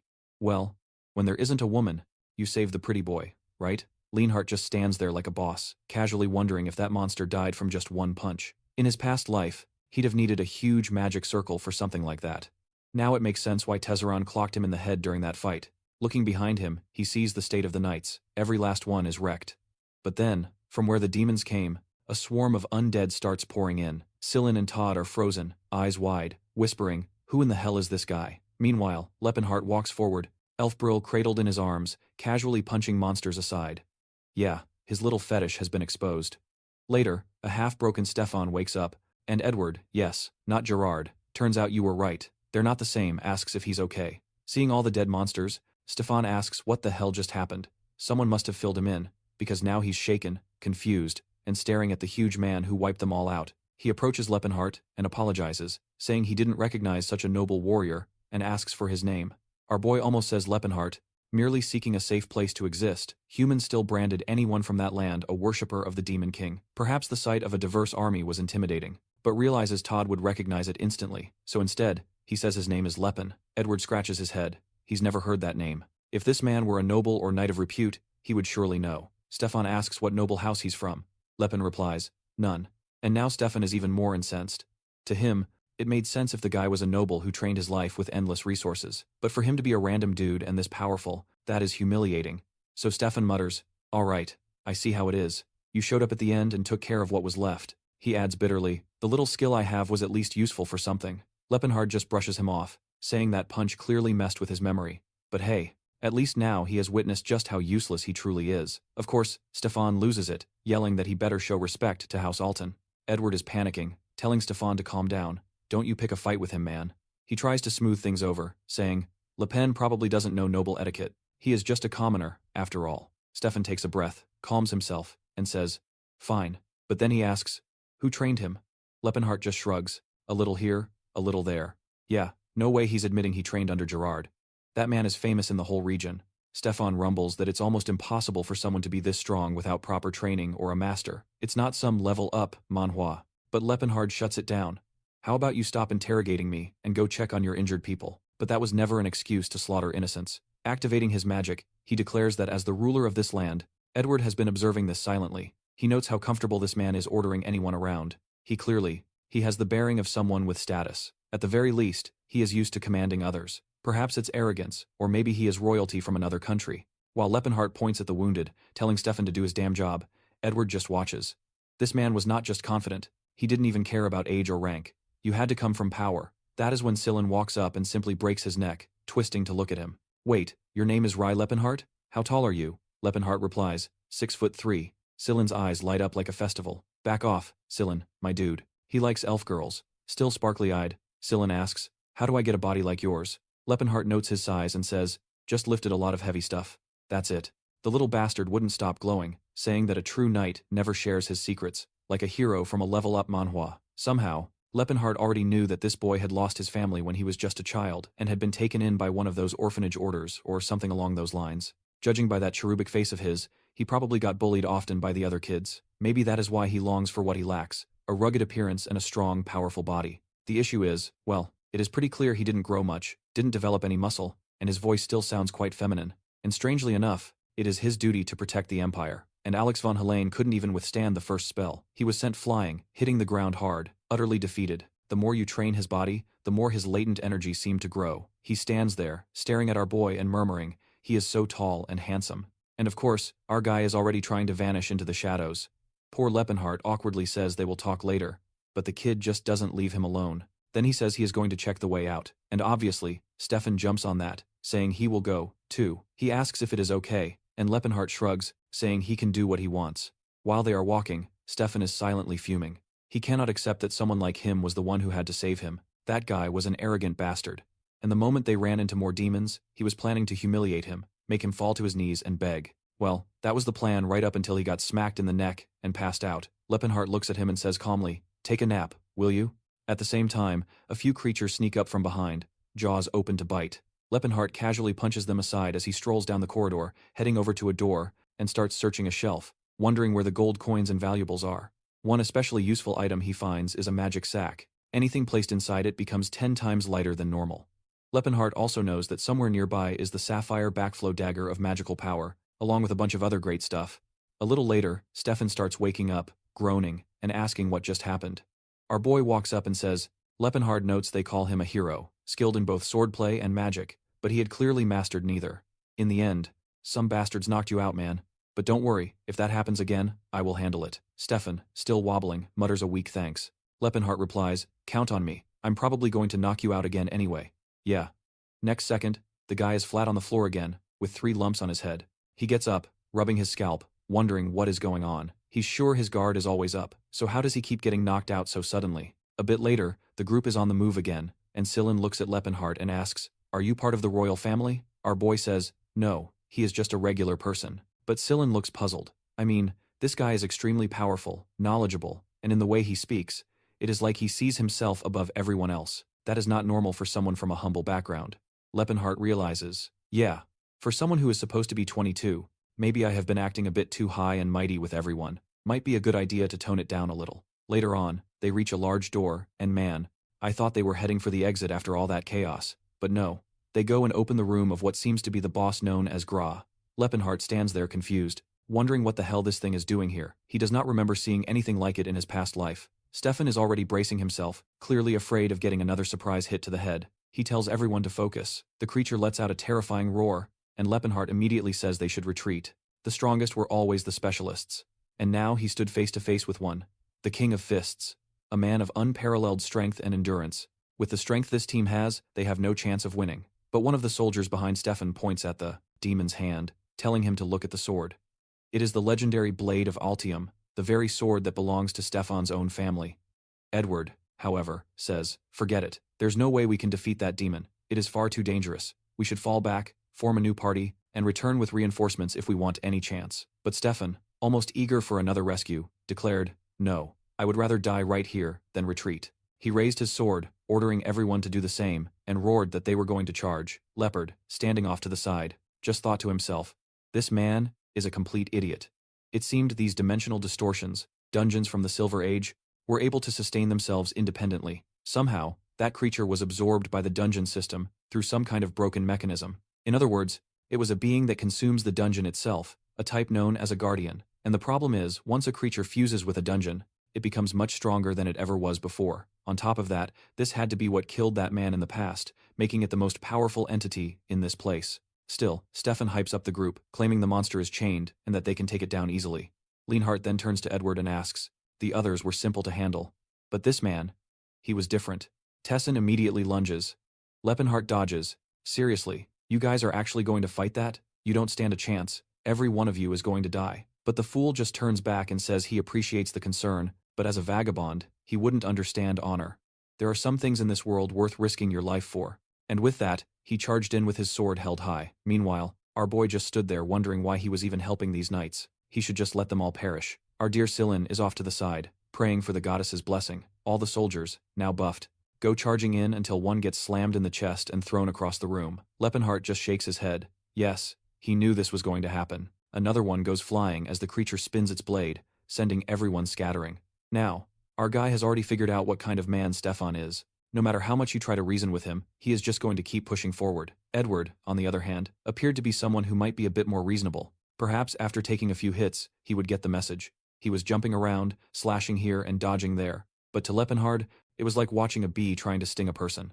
At best, it might leave a small scratch. Sillin was still at it, chanting his holy fire spells, spinning flames around the skeletal demon. The man even struck a dramatic pose, shouting something like, burn in sacred flame. He launched 3 attacks in a row. At the same time, the elf girl went in, knowing this was the one man who had spent his life training a single technique. Defeating someone like that would not be simple. Suddenly, the castle's outer barrier explodes, slashing from above, and even Stefan pulled off a solid attack. Lepenheart had to admit she was skilled. She was better than Edward, and probably second only to Stefan. Watching Todd hurl spells, he wondered if they were underestimating him. Maybe this wasn't just another grim level-up Manhwa fate. Todd cast a tornado. The chains holding the beast began to break, but then it started speaking in some bizarre, ancient language. And yes, of course, that was the signal for Phase 2. Everyone was blown back. Lepenheart's expression changed instantly. The first soldier was immediately impaled, and several others were slashed down or brutally tossed aside. But man, give Stefan credit, the guy had guts. He charged in again, trying to flank the monster, and took a blow straight to the gut that sent him flying. Edward shouted his name, but Stefan just stood back up, bloody and barely stable, and said, "I am fine. Trust me." They charged again. Now Elsa. She came in with a whirlwind of kicks and slashes, aiming directly down on the monster. But of course, she took a hit from the side and got scorched by a fire blast, along with everyone else. From a distance, Scylla watched the flames barreling toward them. But our hero saved the girl just in time, pulling her out of the way. He even apologized, saying he only reacted faster because he got distracted. But the real problem now was he was left standing alone, in a one-on-one, against that beast. That's when he began activating his aura, saying he was curious, crashing down in massive chunks. As Lepenheart turns, Tessin is already charging, poised to slam his elbow through the dark shield, roaring that victory would be theirs. He wanted to know what this body, the one that trained for over 10 years, was truly capable of. If he were still just a mage, he'd never take a risk like this, not with his life on the line. But now he was a predator. He only felt alive facing an enemy where victory wasn't guaranteed. He charged, certain his master would be proud, and fired a focused blast immediately. But the creature retaliated instantly, forcing Lepenheart to dodge. He still took a slice to the shoulder.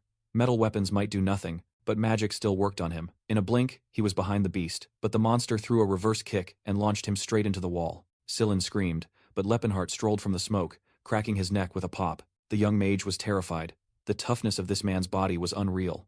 Lepenheart thought, if I hadn't held back just now, I could have found an opening to counter.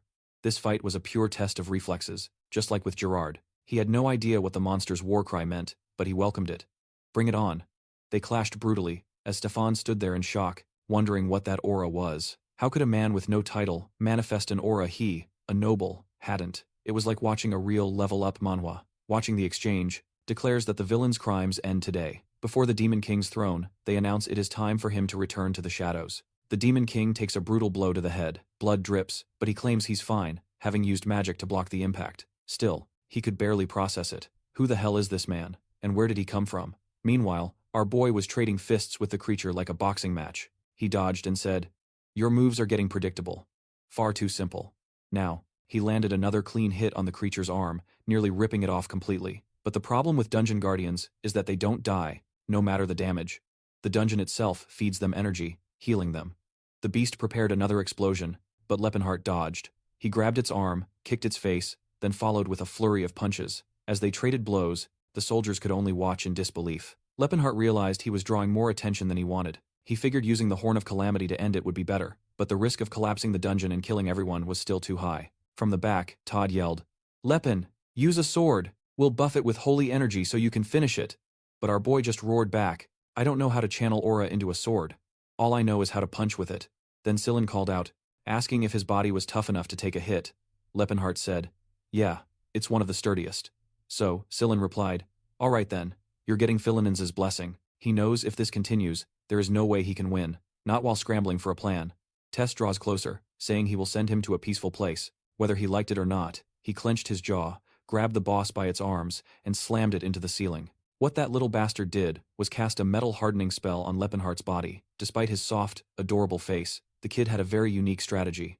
Now Lepenheart, stiff but reinforced, pushed forward, launching a kick to the boss's chin, followed by a knee strike and another punch. The creature was somehow still alive. It floated into midair, then came the pink laser, and finally, the bastard died. Praise the gods.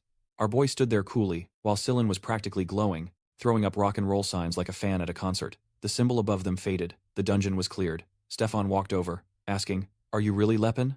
He demanded to know why Lepenheart hid his strength and if he thought they were all idiots. He admitted he was powerful, but said he wouldn't be forgiven for trampling the knight's honor. "You must have laughed at us while we struggled," he claimed. But Lepenheart calmly asked, "When did I ever laugh at anyone?"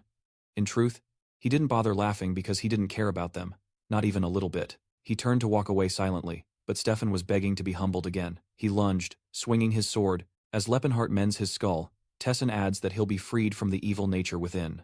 That's when the Demon King realizes Tessin, but our boy just bent to pick up a sword from the ground.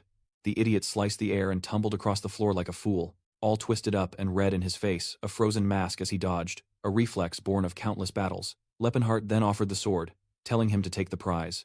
It was why he came, wasn't it? Edward, sensing the rising tension, praised the boy's lack of greed after felling the beast. He called him a true champion, but in a world unseen by them, Lepenheart knew the blade was worthless, a child's toy compared to the weapons of his past.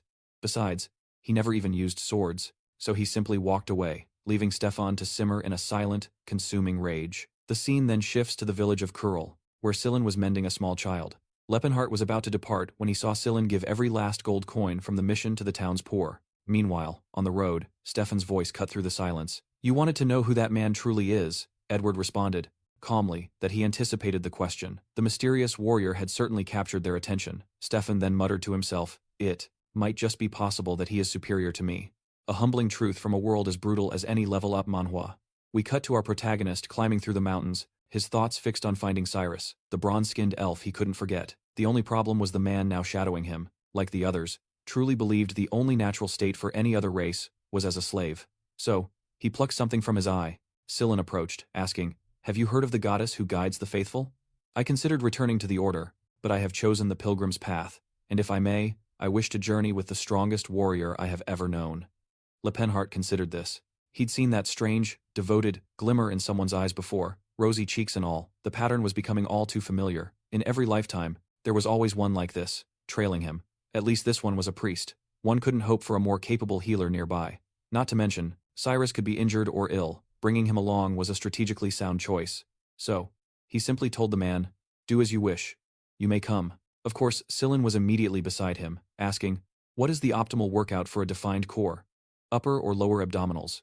Our protagonist merely shrugged and said, "Punch rocks, eat rocks, it is all about rocks." Meanwhile, elsewhere in the Empire, within a lavish mansion, a voice inquired if they had trained the thing. A man knelt, apologizing to the young master, Verret, claiming they'd done all they could, but Verret roared, "An elf must be loyal to her master. She is meant to give everything, her body and her soul. No wonder she was so cheap, despite her elven blood. And yes, we can already guess this is Cyrus." She calmly stated that her skin tone was natural. But Verret snapped, ordering them to bring him something worthy, revealing an ancient artifact, the Eye of Spacetime. Not even he, the sole 10-circle mage, had ever figured out how to use it, no matter the cost. That insolent creature had to be removed from his home. Back in Elvenheim, this was already the third time Cyrus had been returned after purchase. And guess who is now on his way to her rescue?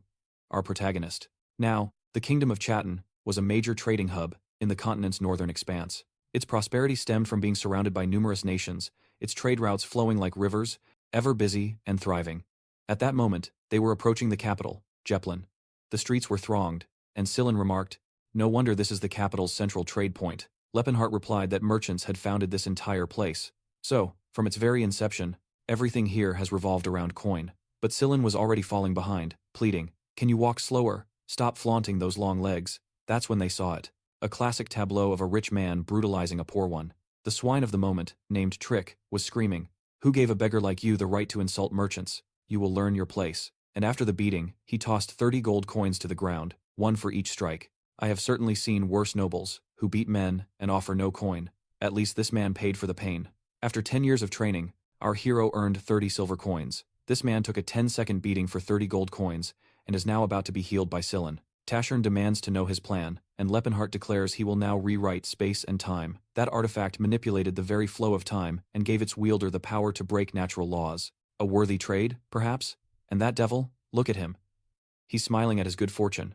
What a twisted world this is. The scumbag's glee was sickening. Lepenheart pointed out, "Look, kid. In this place, everything revolves around money." Our little femme, however, countered that he'd traveled the world and never imagined a place like this. Lepenheart wanted to know what our protagonist truly came here for. Our guy answered that he came to purchase something. Silin asked, "Purchase what?" And with a jaw cut from stone, he said he came to buy an elf. Strangely, Silin immediately shielded himself, as if thinking, was he going to make a move on you? Muttering that Lepenheart really was no different from other men. Lepenheart replied, "I know what you're thinking, kid, but it's not like that." But before he could explain anything, the boy was already storming off. On the way, Lepenheart muttered that Silin talked as if he wasn't a man himself. The scene then shifts to this guy, Trick, who's at his estate ranting. Those wretches complain I have money and exploit them. If having money is so great, why didn't they earn it? An elf says, "You're right, master, that makes sense." As they fawn over the portly man, he suddenly glances aside and sees Verret, and notes they haven't seen each other in a while. From what he heard, Verret had recently bought a killer elf. Right?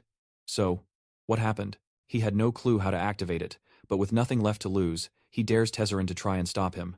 Verret trembled, thinking, "Why did I have to run into this bastard here, of all places?" He then said, "I returned that damned thing a few weeks ago, because she wasn't the most obedient." But the fat man just roared with laughter, asking if he couldn't tame an elf already in chains.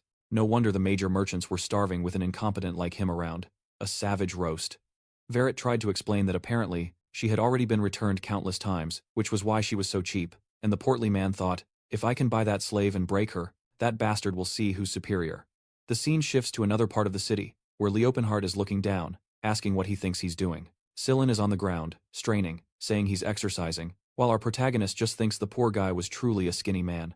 He then tells him not to push himself so hard, or he'd be sore for the rest of the day, to which Sillin replies that it's fine, it won't affect their trip. Suddenly, when Lepenheart looks again, he's completely healed, looking pristine, saying he can just shrug off healing spells like that. Why does the artist draw Sillin more than the elves? Our protagonist finally gets it now. Why the poor bastard can't build any muscle. The principle of healing magic was similar to time reversal, and muscles need to rebuild after being broken down. But if you use holy power, it's like you revert back to before you even trained. Of course, Tessin leaps forward, punching mid-activation, screaming that he won't die like this. The boy's whole method was a flawed level-up Manhwa fantasy. What was the point of all that painful training just to nullify it like that? Now it was clear why the fool had wasted 5 years. He then asked if that long hair didn't get in the way while training, to which Sillin says, it grows back incredibly fast, even when he cuts it. By then, Lepenheart was leaving, saying they're going now to buy a slave, especially since he'd sold the artifacts. At the slave market, there were all kinds, but without doubt, the most coveted and costly were the elves. Their appearance appealed to human tastes, making them far more desirable than the others. A killer elf could fetch over 800 gold coins, a regular female, 400, a young girl, 100, and a young boy, 30. A gladiator cost 10 coins, and a Moor slave 5, an orc infant, 4 to 5. Meanwhile, male elves, nobody wanted them, even for free. Apparently, the moment you bought them, they would take their own lives. The males have too much pride. No way they're going to live in chains. Besides that, elves live 4 times longer than humans, so, if you purchase one, you have essentially bought them for life. Not that he was interested. But in terms of cost-benefit, it made a grim sort of sense. Lepenheart knew you had to be smart too. There's the story of a foolish merchant who bought an elf infant and died trying to bottle feed it because the thing just never matured.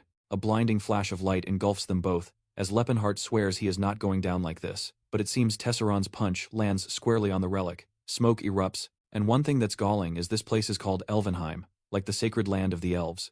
Sillin naively says they seem well cared for. If you're following this dark journey, we'd love to hear your thoughts on what comes next. Elves.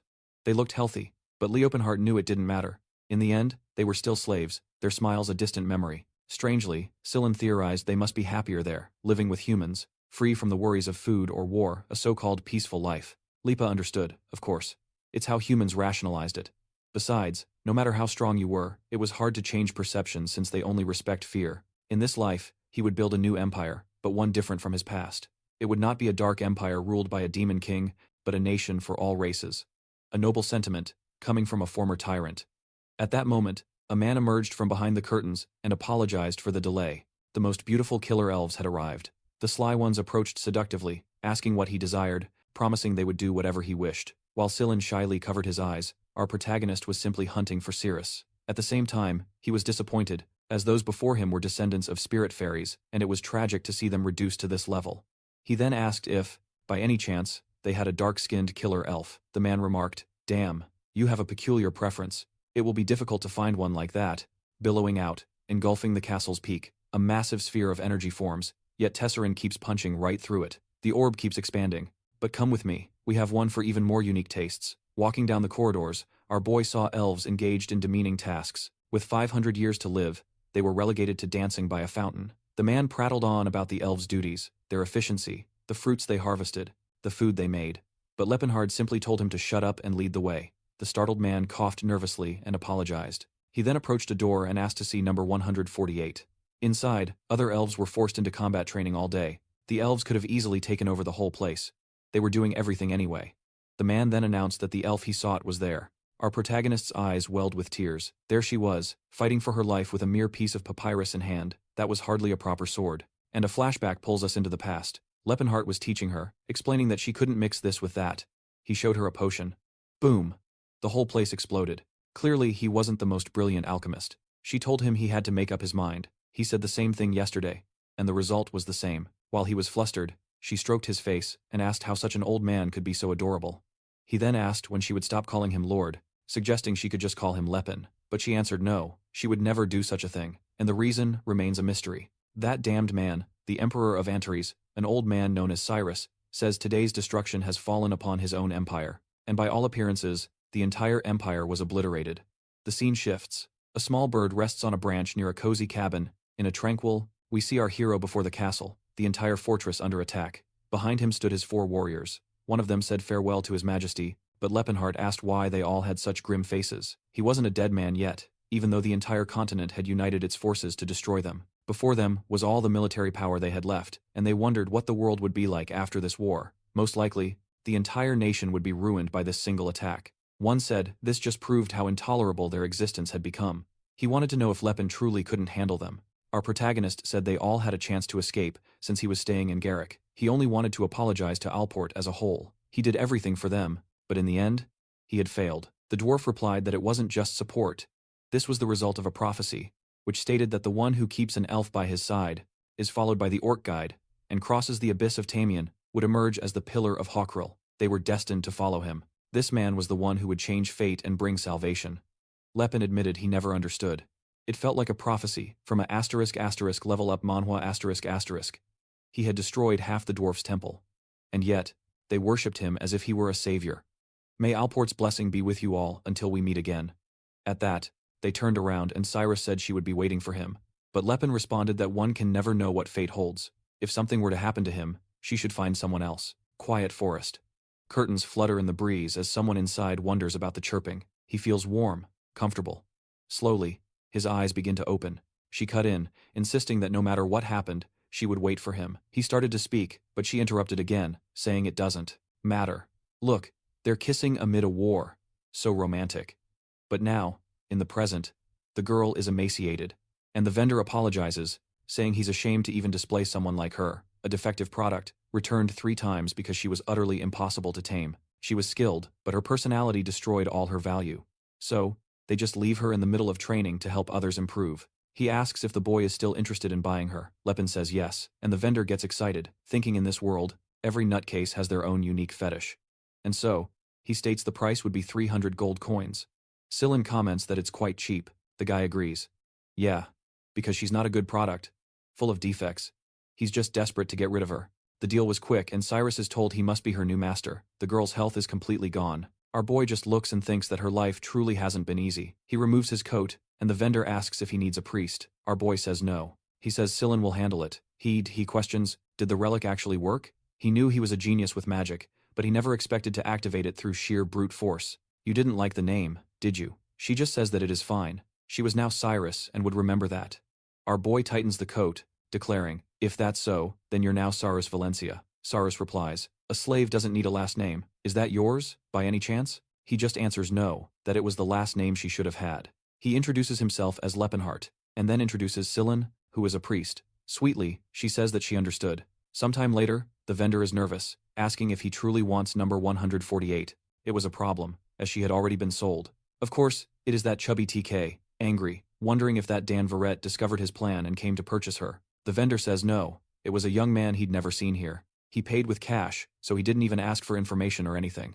TK says it's rare for an unknown in the city with enough money to buy a slave like that. The vendor says, you know, it was a defective product, so it was a little cheaper. The man demands to know what the bastard looked like, and the vendor says he's truly easy to spot. Extremely tall, broad shoulders, very built, you can't miss him. And at that moment, he's already seeing Cyrus all dressed up. He already gave her an outfit, saying, it's not perfect, but tells her to wear it for now. They'll get something better later. On the streets, he sits up, trying to discern his location. He's certain he traveled through time, but this place is completely unfamiliar. He asks if she is hungry, and she tells him to do as he wishes. He tells her to try and think of him as her owner, which only makes her ask if he intends to return her. Awkwardly, he says that is not what he meant. While Cyrus tries to understand this man's deal, he gave her his coat, bought her clothes, and is now treating her as if she were a human woman. Our boy says, "I will treat you as a traveling companion," which makes Sarus think she's finally figured out his fetish, a pervert obsessed with some real-life level-up Manhwa adventure, right? She is thinking he's planning on taking her into a cave to do something insane. And apparently, he wants her to act like she's a knight by his side. So, she says, that is fine. She will call him Lord Lepenheart. Next scene, she's already chowing down, stuffing her face with lobster. The wretch.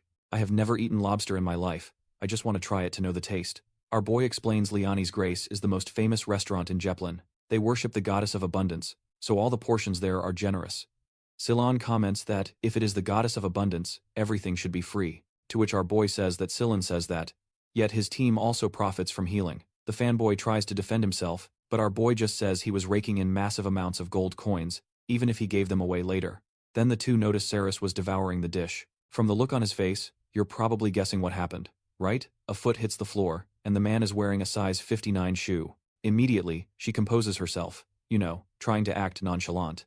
While Lepenheart wonders if she dislikes the place. As far as he recalls, they used to. They'd come here often to celebrate. Their bond now was different. In a past life, she was his savior. But in this one, he was merely her purchaser. Her perception of him had changed, but that was fine. Eventually, she would grasp his true purpose. What they had now was more than enough. Inside a weapon shop, the owner boasted his wares were unique. Lepin then told Cirrus to choose anything she desired. A curious test. She selected a small sword and he asked, "Isn't that better than a scimitar?" Which instantly enraged her. How in the hell did that bastard know something so specific? Selin assumed it was a fighter's talent, that innate warrior's instinct. Just by a glance, you can somehow tell their preference. Sillin was thrilled, having bought a mithril dagger. Lepin mused, why does a priest need that? But in the middle of their conversation, he sensed they were being watched. Then, men in dark clothes approached, saying they wanted a brief chat. Oh, it had been going far too smoothly. He simply asked what they wanted. The man replied, "A good friend of mine desires that elf for himself." Lepin bluntly asked, "And so what?" The man extended a card, saying he'd be rewarded handsomely, so he should just sell her now. With this amount, he mutters that even the toughest man would weep at the sight of this body. But who is this monster in the mirror? His hands are covered in thick calluses. You could purchase another elf of the finest quality, a once-in-a-lifetime chance. Lepin, of course, simply replied that he wasn't interested. The man said, "Friend, you don't understand the situation. It's better to be rewarded than not." But our protagonist stared him down, saying he would not repeat himself. He is not interested. The man turned. "All right then, you seem quite attached to that elf." They departed, and our boy found it odd. The sheer audacity to threaten him so openly. Back at Trick's house, the master was furious, demanding why they returned empty-handed. His man explained the muscular stranger wouldn't accept any sum, no matter the offer. The corpulent master then said, "Just rough him up and take the elf." Problem solved. The servant agreed, but they had to await the right moment to seize her. At that instant, there were too many witnesses. They could abduct her later and give him some money, calling it a kind of compensation for her unfortunate death. The vile man called the plan decent and told him to take someone named Lantis this time. Back at our hero's lodging, he is still flush with gold coins. He planned to spend 2,000, but had more left than expected. Still, at the same time, it was not enough. As rebuilding an empire is a grand undertaking, he should invest instead of carrying it. Scars crisscross his entire body, and on top of his muscles are more muscles, with even more muscles stacked on those. But none of this makes any sense. He then recalls that very soon, a region named Crow will be struck by a food shortage. With vast territory blessed by the agriculture goddess, they are completely unprepared for what is coming. Countless people will starve to death, and cannibalism will become commonplace in that region. Investing in grain right at this moment is the perfect play. In this city, 3 merchant groups were available for negotiation: Rolfine, Charon, and Tavin. Rolfine was apparently the guild of the man who tried to take Cirrus. Between the 2 remaining choices, he clearly preferred the Tavin group. The one whose symbol is a dwarf with a gem on his forehead, and the man scratching his head is the Tavin leader, Cybolt. He seemed to be rather distressed because the Rolfine guild was selling wheat at half price, crushing everyone else's sales. It was then that our protagonist opened the door and announced an interested investor was present. The man started to refuse, claiming he had too much to handle, until the young man mentioned an investment of 1,500 gold coins. Immediately, our hero stood, arms crossed, stating it was all for grain. His plan was to sell it to the Crow region next year, during harvest time. The leader found this quite bizarre, explaining that the Crow region is incredibly productive. Selling them grain was like selling soap to orcs. It made absolutely no sense. Our protagonist commented that many orcs exist. He's a mage. He specializes in summoning and casting magic circles. What is he supposed to do with a perfectly chiseled six-pack? And what's with this ugly face? And they have grown accustomed to soap. and now smell pleasant. The man found this odd. He dismissed that, and told Cybolt to simply accept the deal. Already. If this gambit failed, he alone would lose the money, so there was nothing to fear. The merchant leader, however, says he cannot accept an investment of that nature. He must reconsider, or it would be like burning cash. Our protagonist stands and says, fine, since they don't want his money, he'll simply go elsewhere. But the man begs him to wait, explaining the Tovan merchants were not in a favorable position at that moment. However, with the capital he offered, they would certainly survive. So, he reluctantly accepts. Lepenheart knew this man was difficult to negotiate with in his past life, and he hadn't changed, but he warns the money is his, he'll spend it as he sees fit. They are to bring the paperwork, but if one coin is spent without his authorization, things will get serious. The man accepted, and Lepenheart adds that he will need a favor. He wants to leverage their information network for intel on someone residing at the Magic Tower. Obviously, this must be about the real Lepenheart, or as he's now known, Tessin. Outside, Sir Cirrus and Scylla are present, as she practices with her dagger, recalling a high elf who spoke of being protectors of the forest. All elves live eternally under the World Tree's blessing, in the land of Elvenheim. He was once confident in his looks, the elf girls adored him. He stares, wondering what happened to his handsome face, and why his muscles keep flexing involuntarily. The animals were their friends, and the trees provided them with endless food. Though they ended up as chattel for humans, the great Empire of Elia would one day rise again. She, as an heir of the great fairies, must never forget. But that's what she believed until she saw the entire place engulfed in flames. Another elf noted her beauty gave her a chance to be sold for a good price. She was told to quickly learn loyalty and obedience to ensure she was bought. Instead, she was only beaten and given the worst possible food. For this, the other elves merely laughed at her. She resisted too much, all because of her pure bloodline. But that defiance cost her dearly. Even so, Cirrus only remembered that all the adults she knew had always carried a sword. That's why she loved it too. Whenever she held a blade, she recalled the proud image of her parents. The problem was that time passed, and the memories began to fade. The only words she could still recall were her mother's, "Never lose your pride." Scylla is there, clapping his hands, calling her amazing, and asking how she does it, to which she simply replies, "Just train hard." Scylla is clearly annoyed, muttering that every blasted fighter says the same thing. He throws a mock punch, saying that's how it's done. Suddenly, they hear a voice declare, they've finally found them. Down the hall, someone orders the elf to approach. It's that wretched woman from before. He questions if the relic malfunctioned, or if he's somehow in another's body, saying the time has come for her to meet her true master, and her whole vile crew is there. Bravely, Scylla plants a hand on his hip, demanding who they are, but the man tells them to just give up. They were going to handle everything. Scylla persists, and the man comes swinging, completely unhinged. But Cirrus leaps to defend, slashing clean across the first man's neck. The others rush her. She spins, stabs one, then another, and 3 are already dead. The men tremble, asking how a slave fights like a hero from a level-up manhwa. How could someone just bought be so strong? Scylla starts conjuring buffs immediately, until something nearly hits him. He's warned that no one is going to care if they get rid of some random pilgrim. Scylla's enraged, but Cirrus tells him to be calm. She then walks forward coolly, telling Scylla not to worry. She'll handle this. The soldiers are clearly angered by her boldness. One of them says it's time for a certain Tolkata to get to work. And here comes another slave. It's slave versus slave. Like in every brutal story, the orc speaks roughly. Talcata work now. Talcata take elf. Sorry, is fate. And Cirrus immediately notes, the man is highly skilled. The master gives the order, telling Talcata not to leave a single scratch. She moves to block the first strike, but he attacks with a curved blow, hitting her square on the shoulder. Even so, she managed to shift aside at the last second, but Lepenheart asks why they insist on calling his Empire Antaries, an evil place. The sun and moon rise there just like anywhere else. Then, the hero of fists, known as Tessin, there's also the possibility this isn't the past at all. Perhaps he just swapped minds with some random man. Now he has thick eyebrows, a square jaw, and if he let a beard grown out, but she realized he was both fast and strong. Attacking, she regrets leaving her scimitar behind. The brute dodged, and she executed a deadly dance. The leader is shouting, telling him to finish off that elf woman quickly. Talcata is enraged now, knowing if this drags on, he is going to miss his dinner. He charges once more. The two clash. He brings down an overhead slash, but Sarus moves in. By the orc's expression, he seems to have miscalculated as she slides under the blade, closing in beneath his attack. She locks eyes with him, and he knows he screwed up. Bro. As soon as the sword swung wide, she smiled and slashed at his throat. Luckily for him, he wore armor. The orc can't believe she charged toward the attack like that. Any normal person would fear dying in such a way. Then Scylla calls out to Sarus, telling her to block the dagger's man. Already starting to cast his buff, but the soldier says he won't allow that, and hurls a dagger. Of course, Sarus leaps in front to block it. But because of that, the fanboy's invocation fails. Man, Too late for the fools, all got crushed. Or maybe not, because Silin says this power only works on undead and dark entities, but at least they will buy some time, so they must run.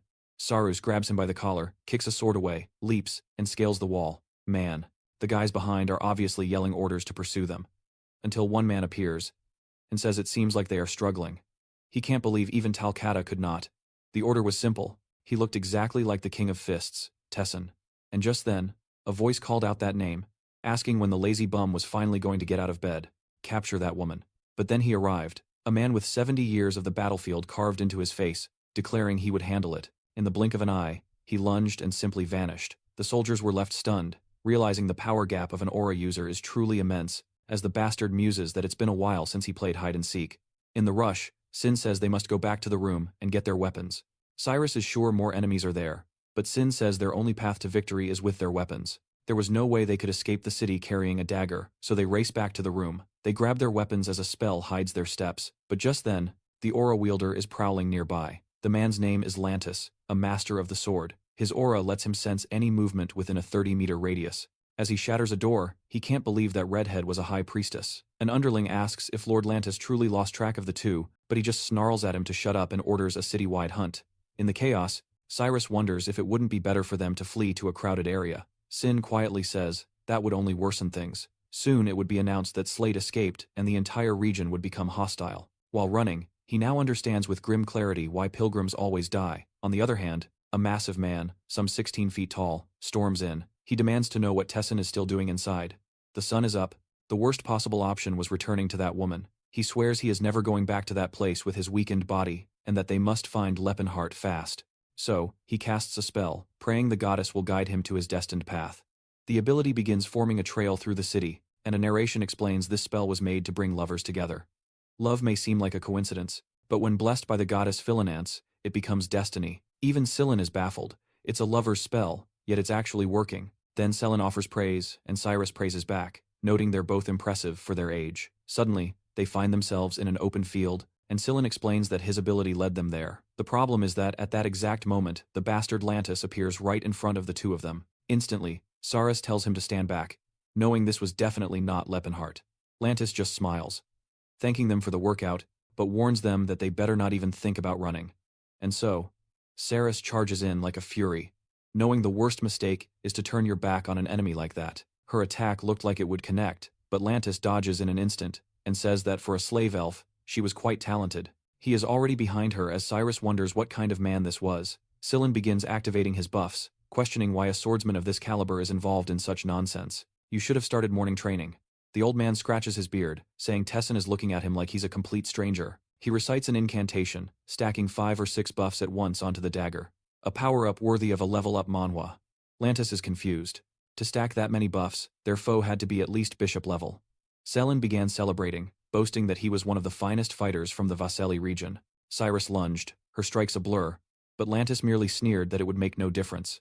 In that moment, her blade shattered as the man slashed at her, and just like that, Selin's celebration was cut brutally short. The monster before them was an aura user, and even Lantis looked annoyed, saying he couldn't believe he was forced to use aura on an elf. Selin knew this made no sense. An aura user had no business in a place like this. With that kind of power, he could live comfortably anywhere in the world. Sending him to capture a slave was like asking a dragon to use its fire breath to warm up soup. Overhearing their talk, Selin learned his name was Lantis, a man once renowned as a knight of the Empire. Born of a noble line, he awakened his aura before the age of 40. But Lantis carried a dark secret, a depravity that began with elven captives, which then extended to human women in the capital. It eventually reached the nobility, and that is where his twisted games ended. Selin realized he now knew where the damned monster had been hiding. He couldn't believe an aura user was involved in something so foul, and Tessin replies that he truly doesn't know who the man is.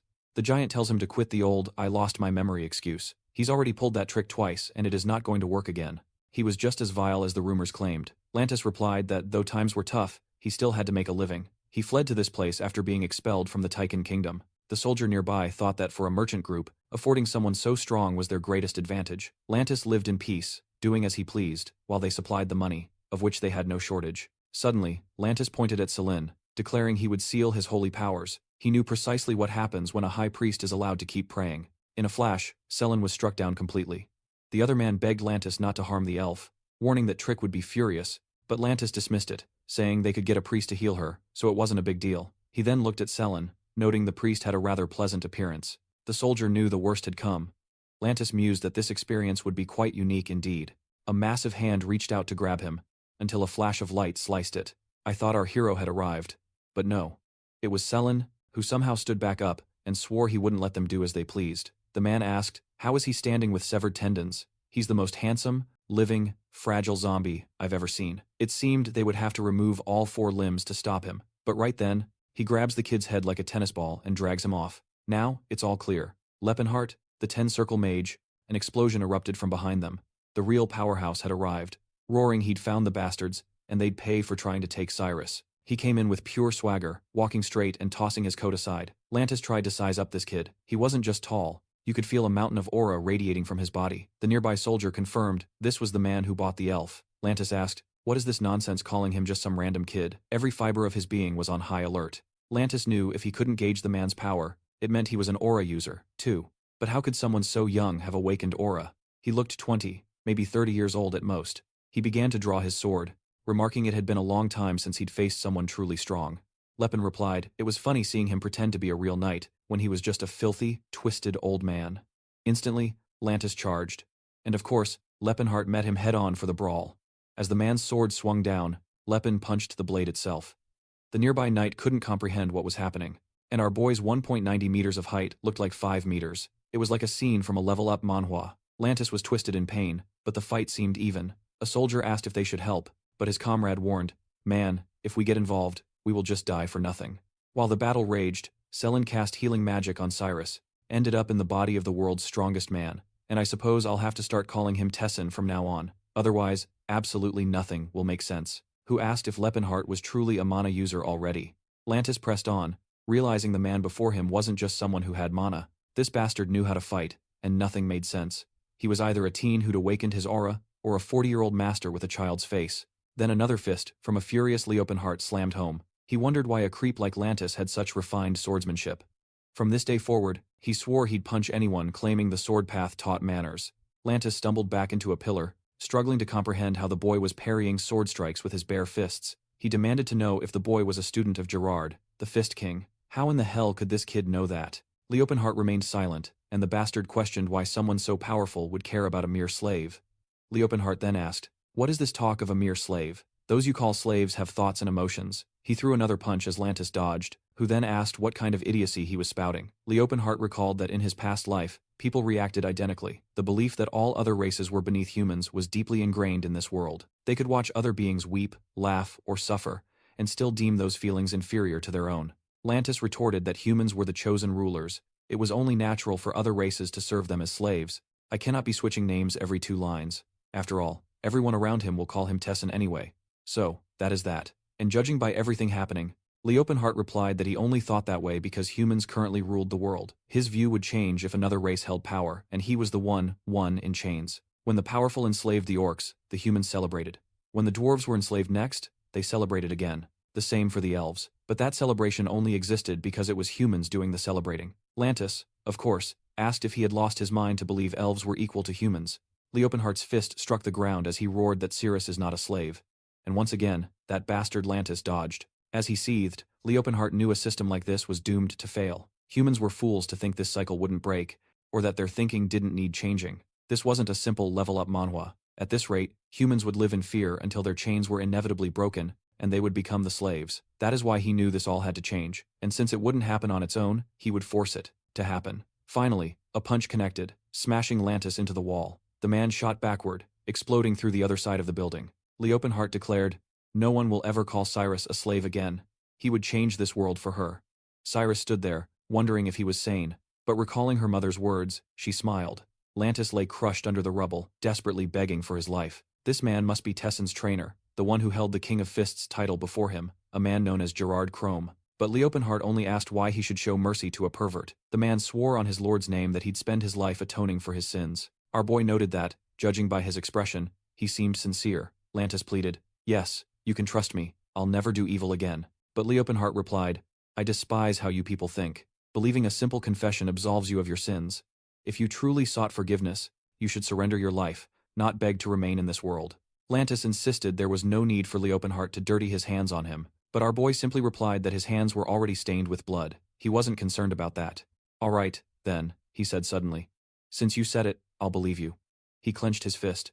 "I believe you're seeking forgiveness. So now it is time to pay." And with one final punch, it was over. Lantis was obliterated. Forgiveness was a word that Bastard had no right to use. For a moment, it seemed like he might actually let him live. I was about to lose it. Thank goodness he finished him. He then turned to the two and asked if they were hurt. "Oh man, I called Sillin a girl again. My bad." Sillin confirmed his healing was complete, so he was fine. Meanwhile, Cyrus, now fully healed, asked if Lord Lepenheart was alright. He was overcome with emotion that she finally spoke to him directly. Then, the poor guy already has his leg tied up and is begging the old man to hear him out. But Gerard just covers his mouth. Sillin pointed out that the others were fleeing. Lepenheart's warning was clear. One more step meant death. An entire system is about to be challenged. If you want to see what happens next, consider subscribing and letting us know your thoughts below. The man turns, asking how he might help. Of course, Lepin demands to know who sent him. The guy hesitates a moment, and Lepin is already drawing his weapon, saying it's best he speaks before he's shown what mercy looks like. The guy wants to know why someone talks about mercy while drawing a weapon. Moments later, the men are thoroughly persuaded, and Lepin tells them to speak. They reveal it was Trick from the Roll Merchant Group. He lived in a mansion in the southern region of Jeppin. Simply follow Tribal Street to find his house. Lepin knows this is the monster who in his past life abused Cyrus for 10 years. After her rescue, this was the first man he wanted dead, but when he got there, that bastard was already gone, dead in his bed. A soldier asks if he plans on visiting Trick, warning him to drop it, because as strong as he is, that man controls the second largest merchant group. Attacking him is like attacking half the empire. But Lepin replies that he knows exactly who that man is, and what kind of person he is. He walks off, saying as promised, he will not kill anyone, but they better hold on tight, because it is cold out here. Strangely, the men are already healed, clinging to this bizarre turn of events. The scene shifts to Varit's house, where he asks TK where the elf is. Says the corrupted creatures the king created will vanish with him today. But the king argues he never passed any corrupt energy onto those beings, saying that for some reason he is way too talkative today. The man grabs a stalk of bamboo, announcing the training will begin. Next thing you know, a crack, straight to the abs. The chubby man replies that he does not know. Apparently, the crew was taking longer than expected. His friend asks what's with the elves, and he says they were rewards from Lord Lantis. The strange part, though, is a commotion outside, and that noise is men getting launched by a punch to the head. But Lepin knows it is just a hired soldier and tells Sillin to heal him so they do not perish. The kid's so kind, he is even using a spell to erase the memory of the assault so the man won't be traumatized. At the same time, he is erasing the memory so no one knows he passed through there. Lepin says it is good having him around. If he were alone, he'd have invaded, slit that guy's throat, and no one would know a thing. Suddenly, the orc appears, declaring that Tolkata will stop the human intruder. Then, our boy who speaks all tongues tells him that he who carries the blood of warriors should understand. The man he protects is not worthy of that protection, so why draw his sword for someone like that? Talsetta replies that he is a warrior, and a warrior draws his sword for a job. How could he keep his honor if he went against his assigned task?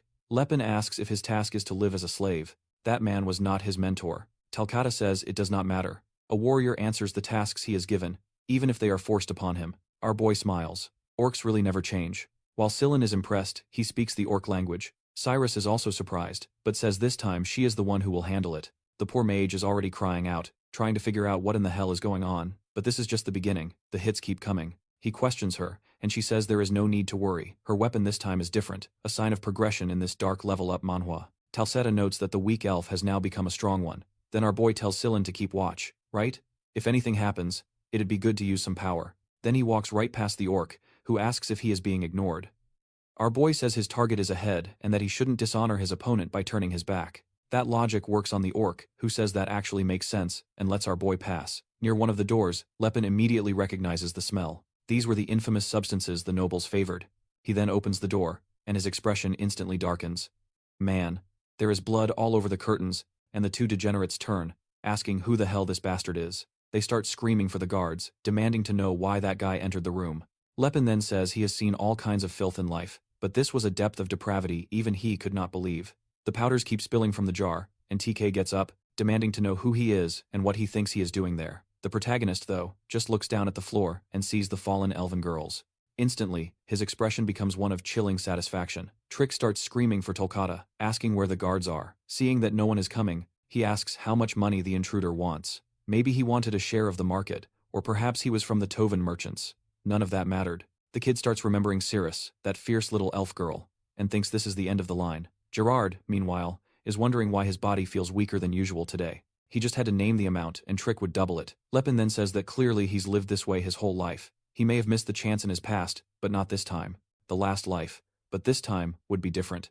A single punch to the gut has him heaving up his last meal. The portly man is wondering what he'd done to deserve this. Lepin grabs his hair, snarling that he's the bastard who tormented Cyrus. Then, he shoves his hand inside, ripping the man apart from within. Blood splatters all over the other fool, Verret, who just stands there screaming that he's insane. He had just killed a man with his bare hands. Lepin sneers that, for people who don't see slaves as human, this should feel unfair. And the idiot is still trembling, stammering. "You killed him. You're a murderer. What are you?" He still has the gall to claim he lived an honest life, without an ounce of shame for all he's done. At the doorway, Cyrus and Scylla are just watching. They see the body on the floor, and Cyrus mutters, "That was brutal." Lepin then says that the other one deserves an even worse fate. Scylla steps in, saying he agrees.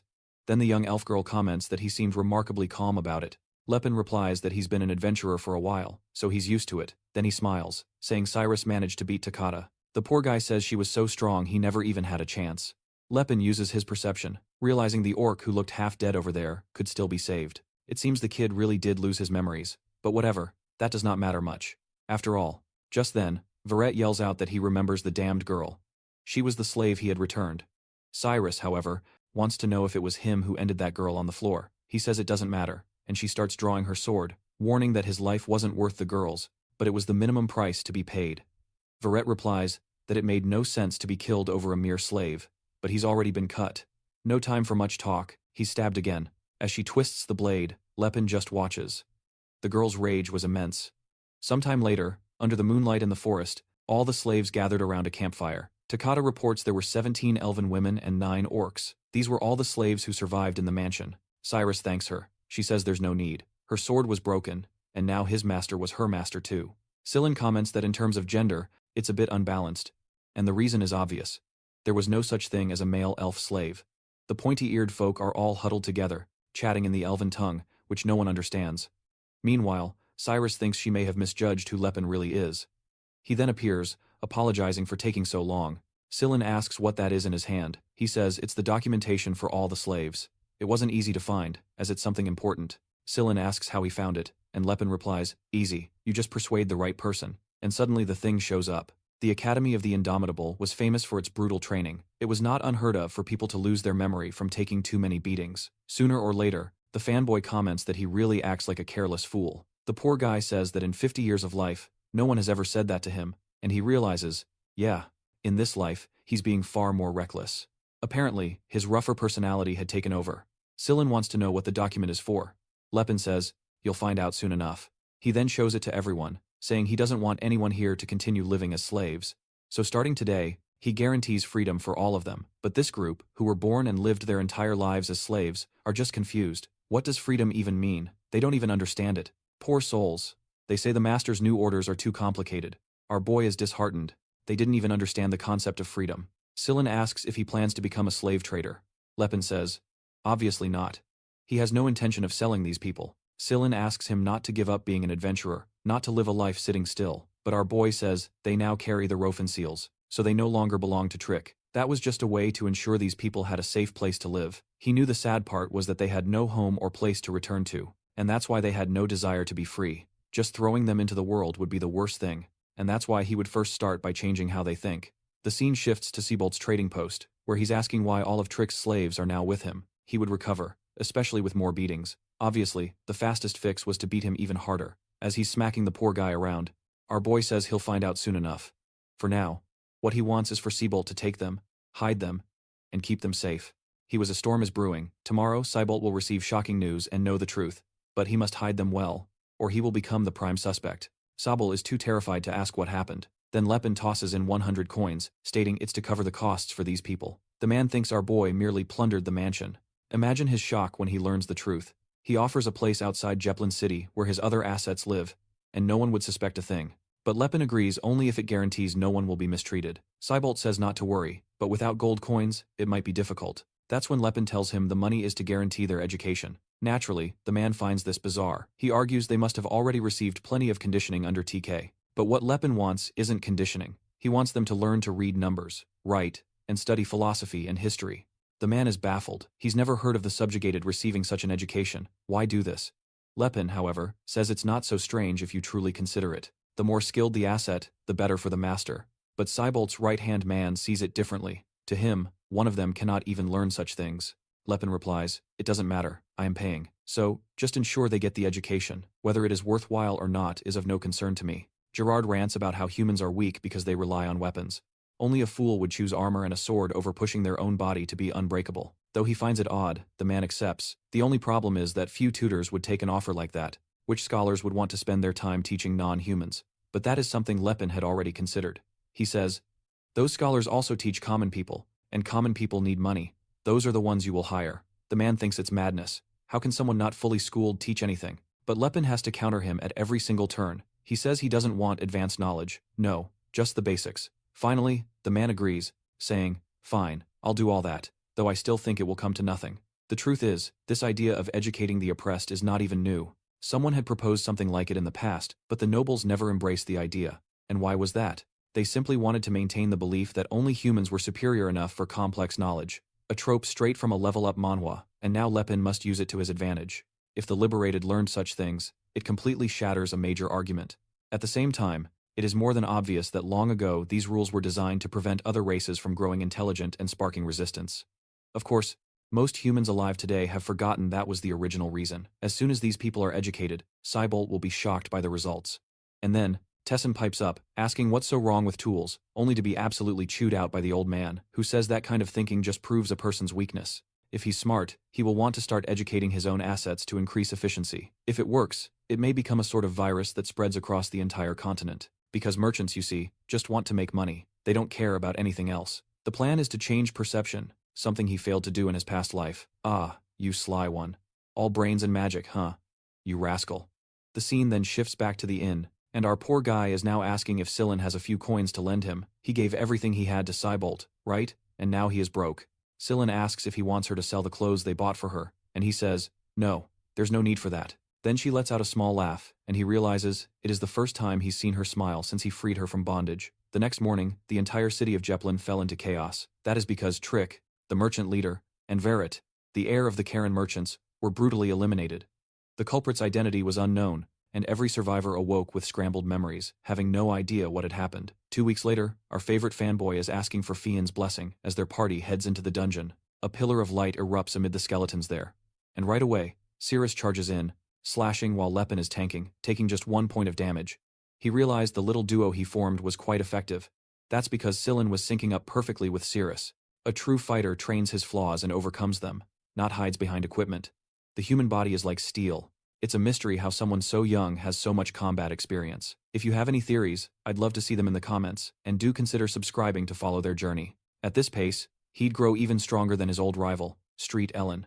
The real puzzle was why this kid never became famous in his past life.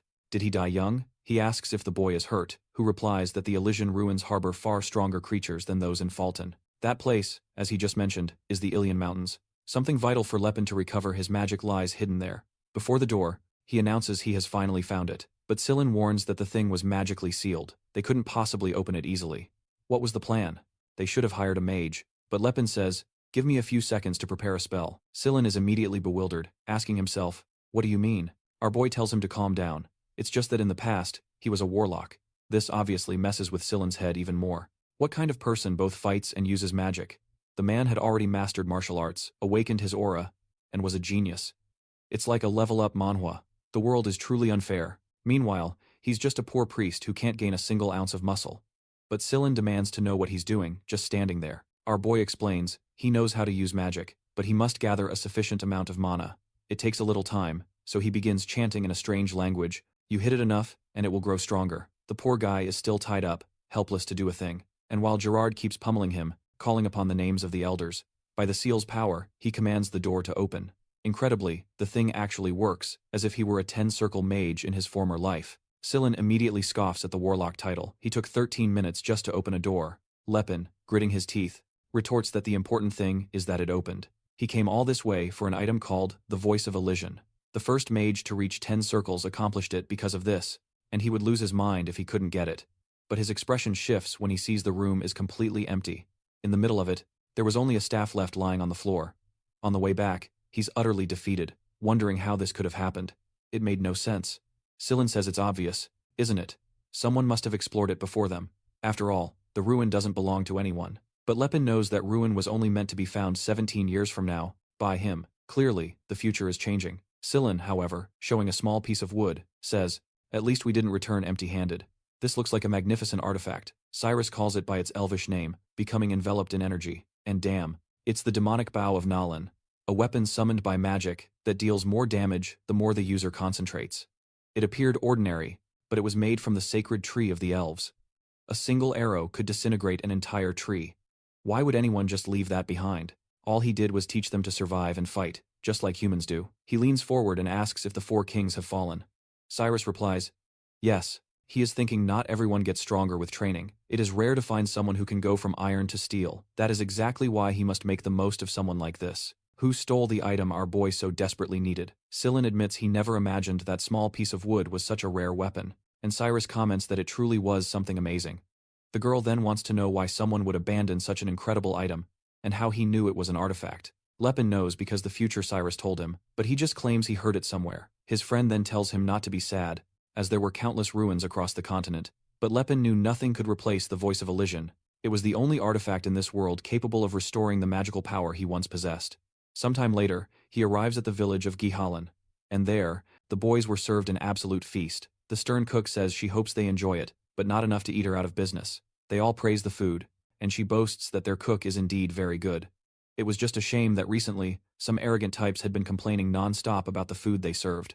Sillin asks who these people were, and she replies it was some knights from a noble family who passed through a week ago. They mentioned something about exploring some ruins nearby. Instantly, Lepin is sliding a coin over, telling her to explain more about it. She says Viscount Kelburn arrived with an expedition team. The strange part was that everyone on his team seemed much stronger than the Viscount himself. In fact, he goes right back to thrashing the poor soul, saying he must discover the vast ocean within himself. There was a knight clad in gold from head to toe. His strength was obvious from his gleaming sword and reflective armor, but at least he was a truly respectful man. Lipa knows very well who the famous man in the gleaming outfit is. Then the scene cuts to a castle where someone thanks this captain uses for his work. He replies that it was all thanks to Viscount Kelburn. But the Viscount says, "Come now, my boy, thanks to your reputation, everything the Knights of the Golden Kingdom do in this region is amplified. It was an honor to witness your skills up close." Uses says it was nothing much, and then announces that, as promised, a third of the artifacts will go to him, and obviously, our protagonist must now be heading toward these guys. Back in the meeting, after they agreed he'd keep a piece of the relics, the old man said that was fine by him. It was a privilege to fight alongside a knight, so he didn't mind. The bastard only says that because he's rich enough, and a connection with a man like that was more important. Look at this artist's work. He made a split painting to represent their separation. A big brain move. Yusfuz wants to know what Kelburn plans to do with the adamantium orichalcum they found. He replies he has already sent men to craft weapons and armor from it. This world's power plays are endless. If you're enjoying the journey, consider subscribing and sharing your thoughts. In this world, some men offer daughters as bargaining chips. Keelern, laughing, assumed he had countless such assets.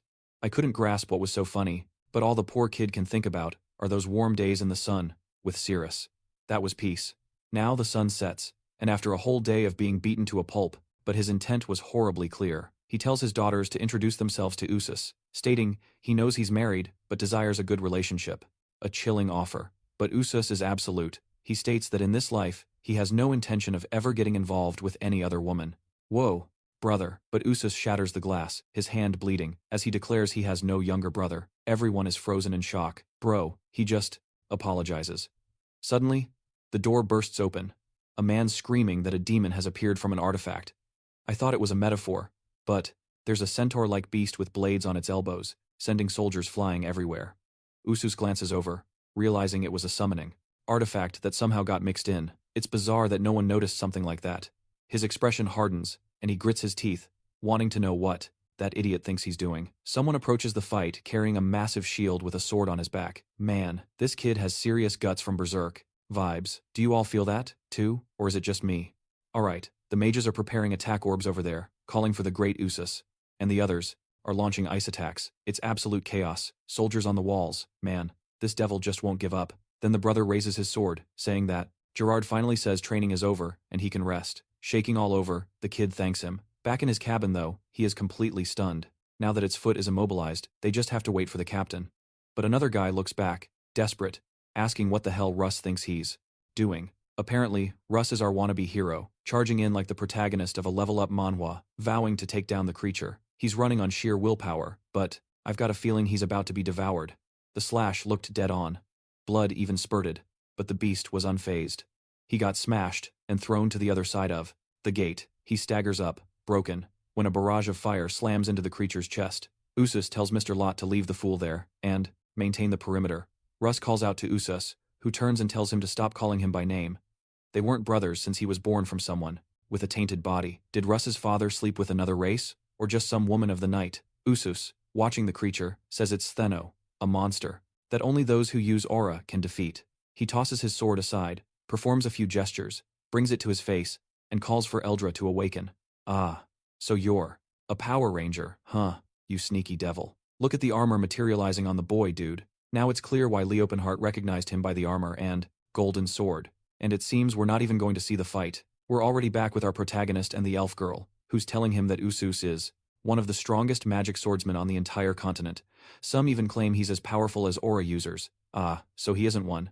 I thought the guy was the real deal. He is literally soaking in a tub full of potion. In this world, potions cost 10 silver coins each to fill a whole bathtub. He cannot even imagine how much that cost. Man, he's out here just posturing. Leopen, however, doesn't care about any of that. He just mentioned that Cyrus looks beautiful in that little pajama set. Then silence. A man with a magic sword against an aura master seems like a slaughter. But Lepin insists it's hard to say. The Eldred armor was the most dominant weapon of its era. The problem? Wielding its immense power was a trial by fire. That item was forged from the true gold of Eldril, a material that made Mithril seem utterly fragile. Both armor and sword were considered twin masterpieces of the Silver Age. Wearing that artifact allows you to unleash countless spells with a mere command, but combat prowess still depends on the user. Then Usus vows he'll become one with the feather that rides the wind. As the creature approaches, he lunges with a vertical slash, roaring for Eldra to awaken again. Aiming for its head boom, an 8-circle explosion erupts. Back in bed, our boy reveals the Ten's family has researched Eldred's power for generations.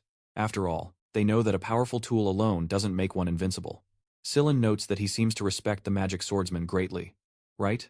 Normally, people who rely on aura are not like that. Lepin explains it's because House 10's mastery of the armor surpassed most forms of swordsmanship. Back with Usus, he's mid-fight, preparing another attack. He weaves a complex web of 15 arcane sigils, a testament to his sheer power, and unleashes his assault.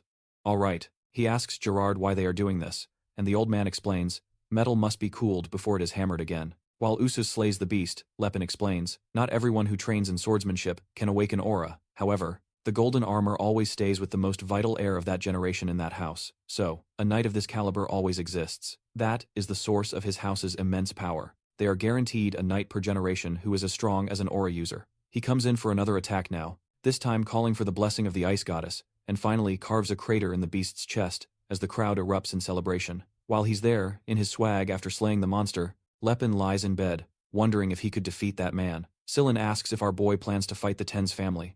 Lepin says no, but he must recover the artifacts. Sillin, ever honest, challenges him.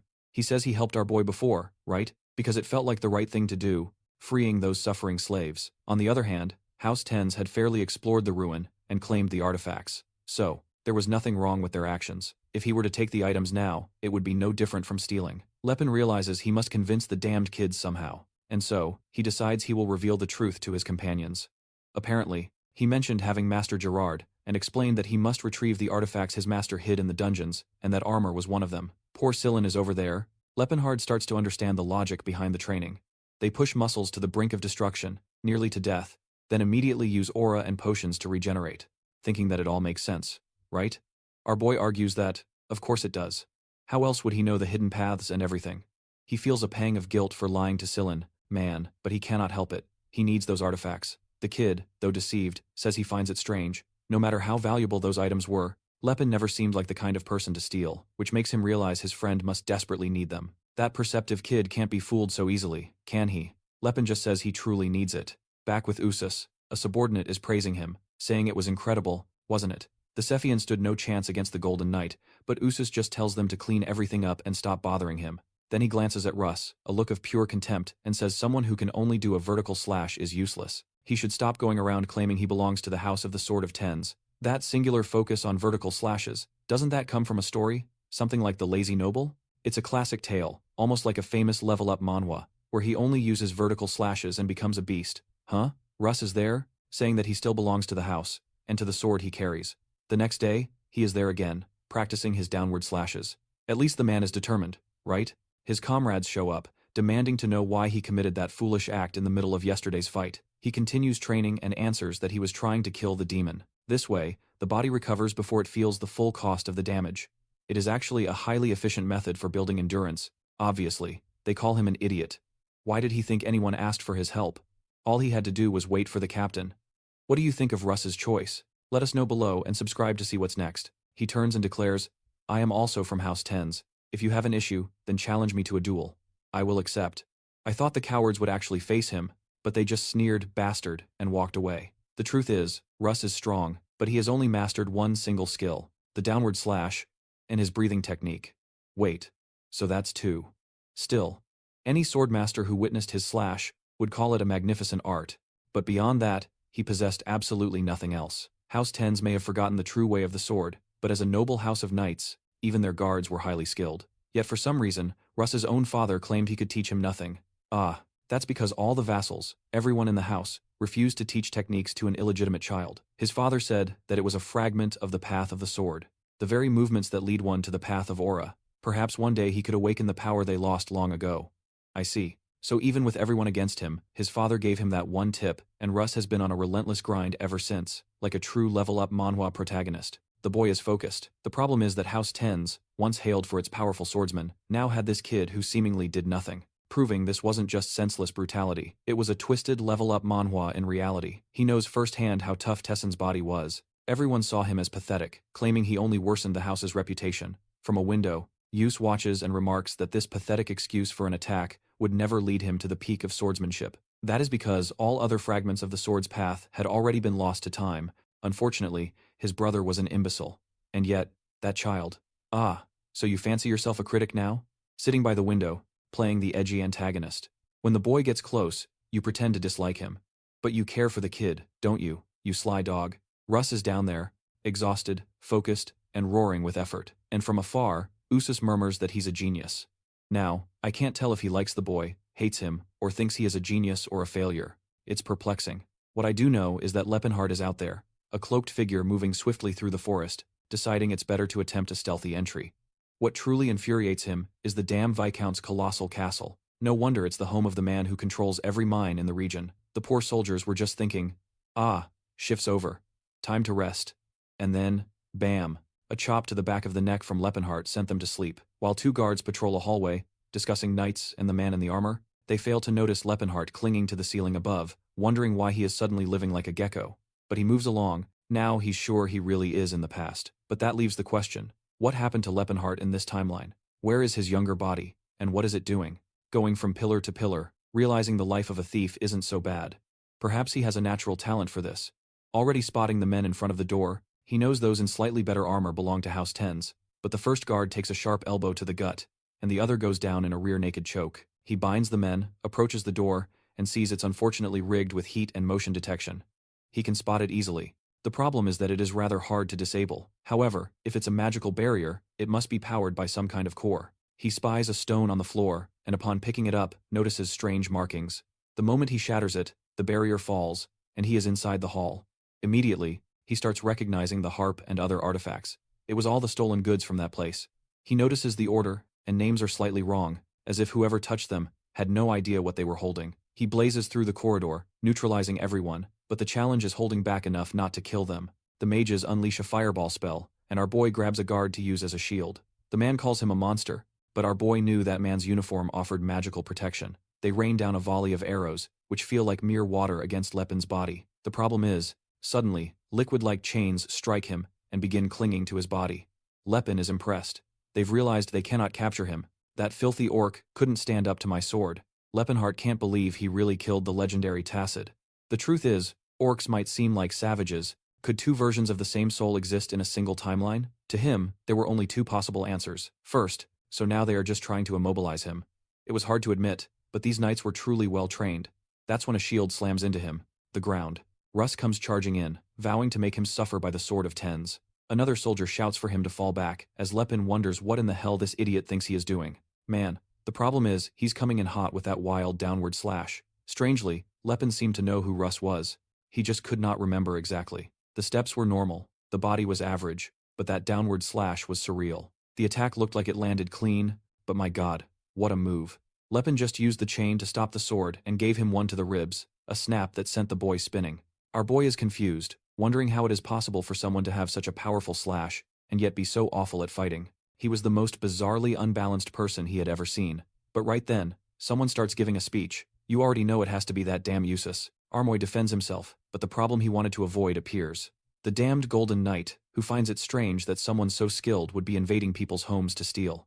Lepin replies that he has his reasons, man. Obviously though, the knight says the reasons can wait until later. And our boy is already charging in, dude. At the Academy of the Undefeated, they teach that whoever strikes first, wins. Usus charges in too, that the younger version of him is alive and well in his original body, while his mature mind is trapped in Tessin's. Second, our boy dodges the sword strike, and moves in for a punch. The knight manages to evade it, the two of them pull back, and the army guys wonder what Usus is doing and why they both stopped mid-attack. It seems they both made a kind of suicidal move. But since both attacked, both would have ended up dead, and so both of them backed off. Suddenly, Usus starts his whole chant and activates his shadow ability. But the poor guy is using magic against Lepin, who knows all of it. Our boy moves his cloak, disperses the shadows, and now the guy is already wondering how he knows that power. Our boy is about to say that magic is a new thing for him, but the damn knight is already coming in for another attack. Once again, he dodges. And now dude, every time he rushes toward that spot, he has to dodge an attack. And man, now he came back and landed one right in the chest. The blondie cannot believe the blow actually did damage through the armor.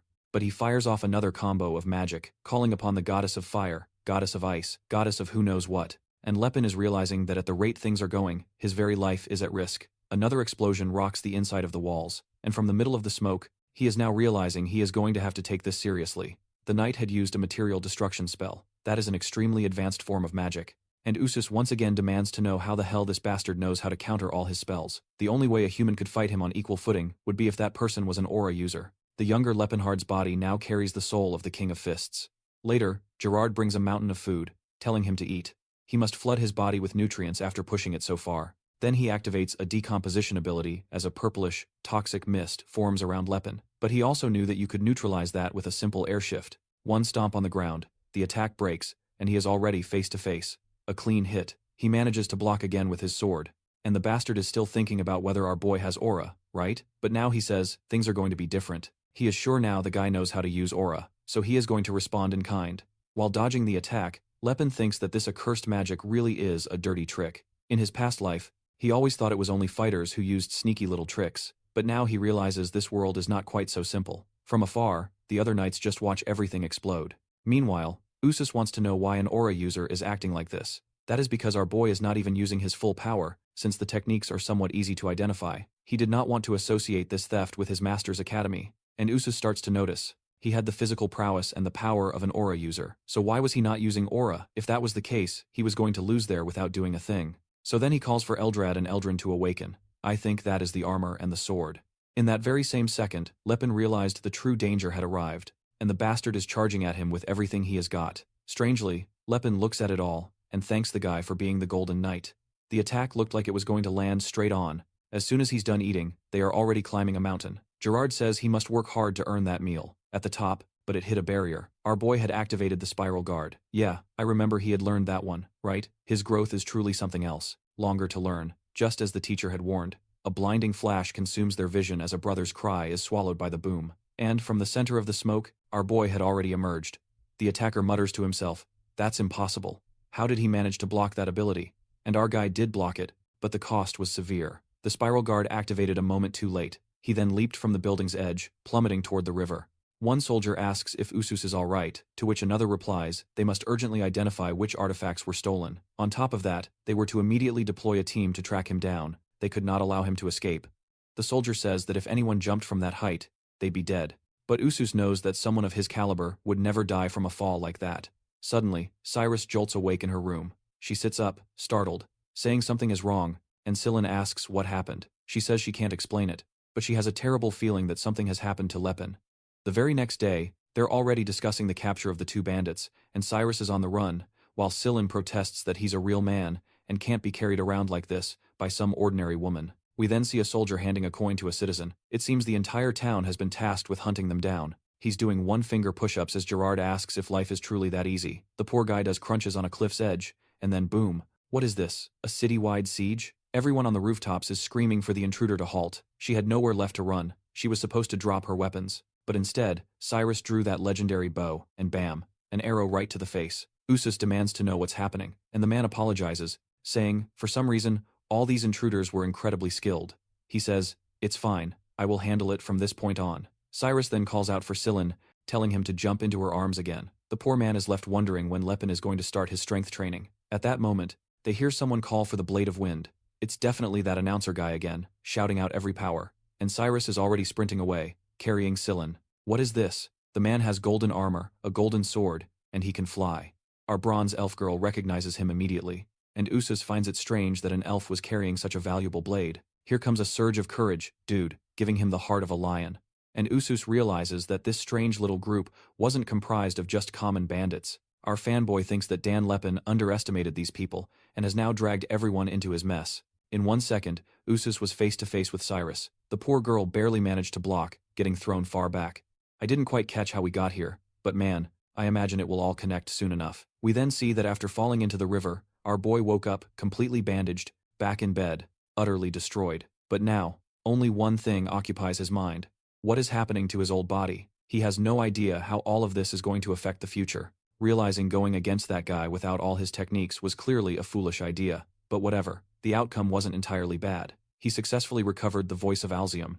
What he needs to know now is, where is he? A small dwarf then appears and asks how he's feeling, introducing himself as Ethos. Our boy gives his name, and the dwarf asks his story to bring him some soup. His story makes a point of stating that this one is an adult dwarf, of marriageable age.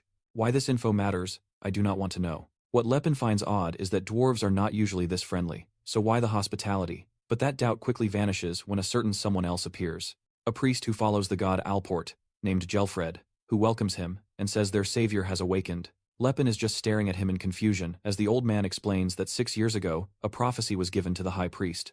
The one with a body of steel and infinite knowledge would emerge from the dark path. He would be carried by the tears of the north. They were instructed to follow him, for he was destined to change the future and bring salvation. The explanation was that the prophesied genius would float out of the river currents and save them all because he's the chosen one. That was the explanation the high priest gave the dwarves. If this story has you hooked, consider subscribing. We'd love to hear your thoughts on it. Our boy realizes the looks on the dwarves' faces summed it up. This Alport is the god the dwarves worship, and he is the one who delivers prophecies. Apparently, a new one was given 6 years ago, and what will happen if this body meets his past self?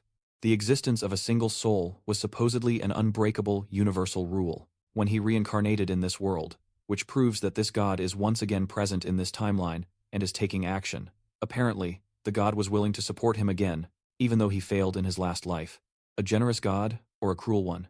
He asks if the dwarf healed him solely for this prophecy, and the dwarf replies he'd never doubt Alport's words. Later, the young dwarf girl notes his incredible recovery. He rises, crediting the soup she made. The girl stares, asking if she should call Gelfried again. It seems this young dwarf girl might hold a curiosity for other races. He walks off to find the elder, and she clings to his arm. Unlike orcs, the dwarves manage to preserve their culture, even as slaves. This is because their roles differ from other races. Among the enslaved, they are the only ones who perform specialized work humans cannot do. The knight demands to know how to find gold mines. The dwarf says it is simple. You just listen to the voice of the earth. Nothing more. These unique skills granted them a certain status, allowing their society to function, even in chains. The young dwarf girls, however, remain unsure. One notes they called him their savior, the other adds, but he's human. That cannot be right. Lepin asks, "How many of you are there?" The small one says, "About 60. She then remarks that it is strange. There were no men in the settlement, so perhaps, just maybe, there's a slight chance both souls could be destroyed. She explains the men are all in the mines and mountains. Lepin knows this is a deliberate tactic. The humans prefer to keep the dwarves separated. If the men were to rebel, all their captors need do is threaten the women and children. We then see the old dwarf welcoming him, noting he looks much better. Our protagonist asks not to be called savior. Lepenheart is fine, he insists. As Gelfried explains, he also doesn't know why Lepenheart is the savior, but he saw in his eyes that he didn't view them as mere slaves. Lepin admits he views the dwarves favorably, but that is not enough to bear the fate of an entire race on his shoulders. The old dwarf responds that he too has no idea why Alport chose a human savior for his people, but he holds to the belief that the god provides the best opportunity for the prophecy's fulfillment. How the boy will save them remains a mystery to him as well. His own role is simply to aid him in any way he can. Besides, when he called our protagonist savior, he noticed he wasn't surprised at all. Lepenheart knows this is true, since he has already lived this timeline once before. He then asks why the dwarf summoned him. The girl says the high priest wishes to meet him. He is the one who receives oracles from Alport. He is Father Malin, the dwarves' spiritual leader. A grim smile touches Lepin's lips. Malin is the same dwarf who stood with him at the very end. He also recalls that the young Lepenheart has 10 years before he even starts working as a warlock. He is likely buried in books at the magic tower. But what if Tessin truly did take over his body, when they annihilated the kingdom? Gelfried then remarks that he is truly interesting. He never thought the boy would accept such a bizarre story so readily. He had wondered how he would explain it all and convince him, especially since, unlike the dwarves, he cannot hear the voice of truth. That's why he is so impressed. He acts as if he understands everything perfectly. Lepin is just standing there, smiling grimly. He knows how it all fell apart in his past life. This isn't some simple level-up manhwa. Following Alport's path again means repeating history. However, Malin was a wise dwarf. Speaking with him to find another path might be his best option. At that moment, they are approaching the Great Forge, which is not far. Gelfried then says he will be taken to the Great Forge, accompanied by a guide who is the very last descendant, with warrior's blood in their clan. The young girl introduces herself as Telly's steel hammer. The perceptive old dwarf then says that he sensed it when he mentioned the Great Forge. The boy showed no surprise. It must be connected to this voice of truth, he muses. Our protagonist says he is used to it. The dwarf remains astounded, asking how he accepts it all and knows them so well. Lepin replies that, unfortunately, it is not yet the right time. At that exact moment, the young dwarf bursts in, calling for the savior. The elder asks our boy. That monster would certainly come hunting for him. But the issue is, Tessin's strength was his insane physique. Unlike Lepenheart, if he has any companions, he confirms he does. An elf and a young boy. They are waiting, unaware of the grim prophecy now unfolding. He informs Lepin they've been taken to Viscount Kelburn's castle. The scene shifts to Essus, yelling, demanding to know what these bandits are trying to hide. They must forget all chivalry and use the worst torture possible to make them talk. The guards at the door say he can count on them. Essus thinks that the strange elf had a magic sword, belonging only to a high-order captain. Not to mention, the priest boy held the power of a bishop. He had to figure out who these two were, fast. But the soldiers are apparently inept at torture. They stand there asking, how do you get info out of someone? The other replies, I don't know. Hit too hard, they die. Hit too soft, they won't talk. Then the door opens and one says it's irrelevant. Ultimately, they just have to make them talk somehow. Varys says he gets it and Rento agrees. Let's just hit him on the head. A half hour later, strangely, the guards are all flushed. Apparently, they were stunned by Silen's endless rambling. And it is not just any rambling. No, he has already revealed absolutely everything. He told them Lepin is from Master Gerard's martial academy, and how he met him in town. Whatever they want to know, he's spilling. He even details his training, a brutal level-up manhwa-style progression, asking if they don't think it's impossible.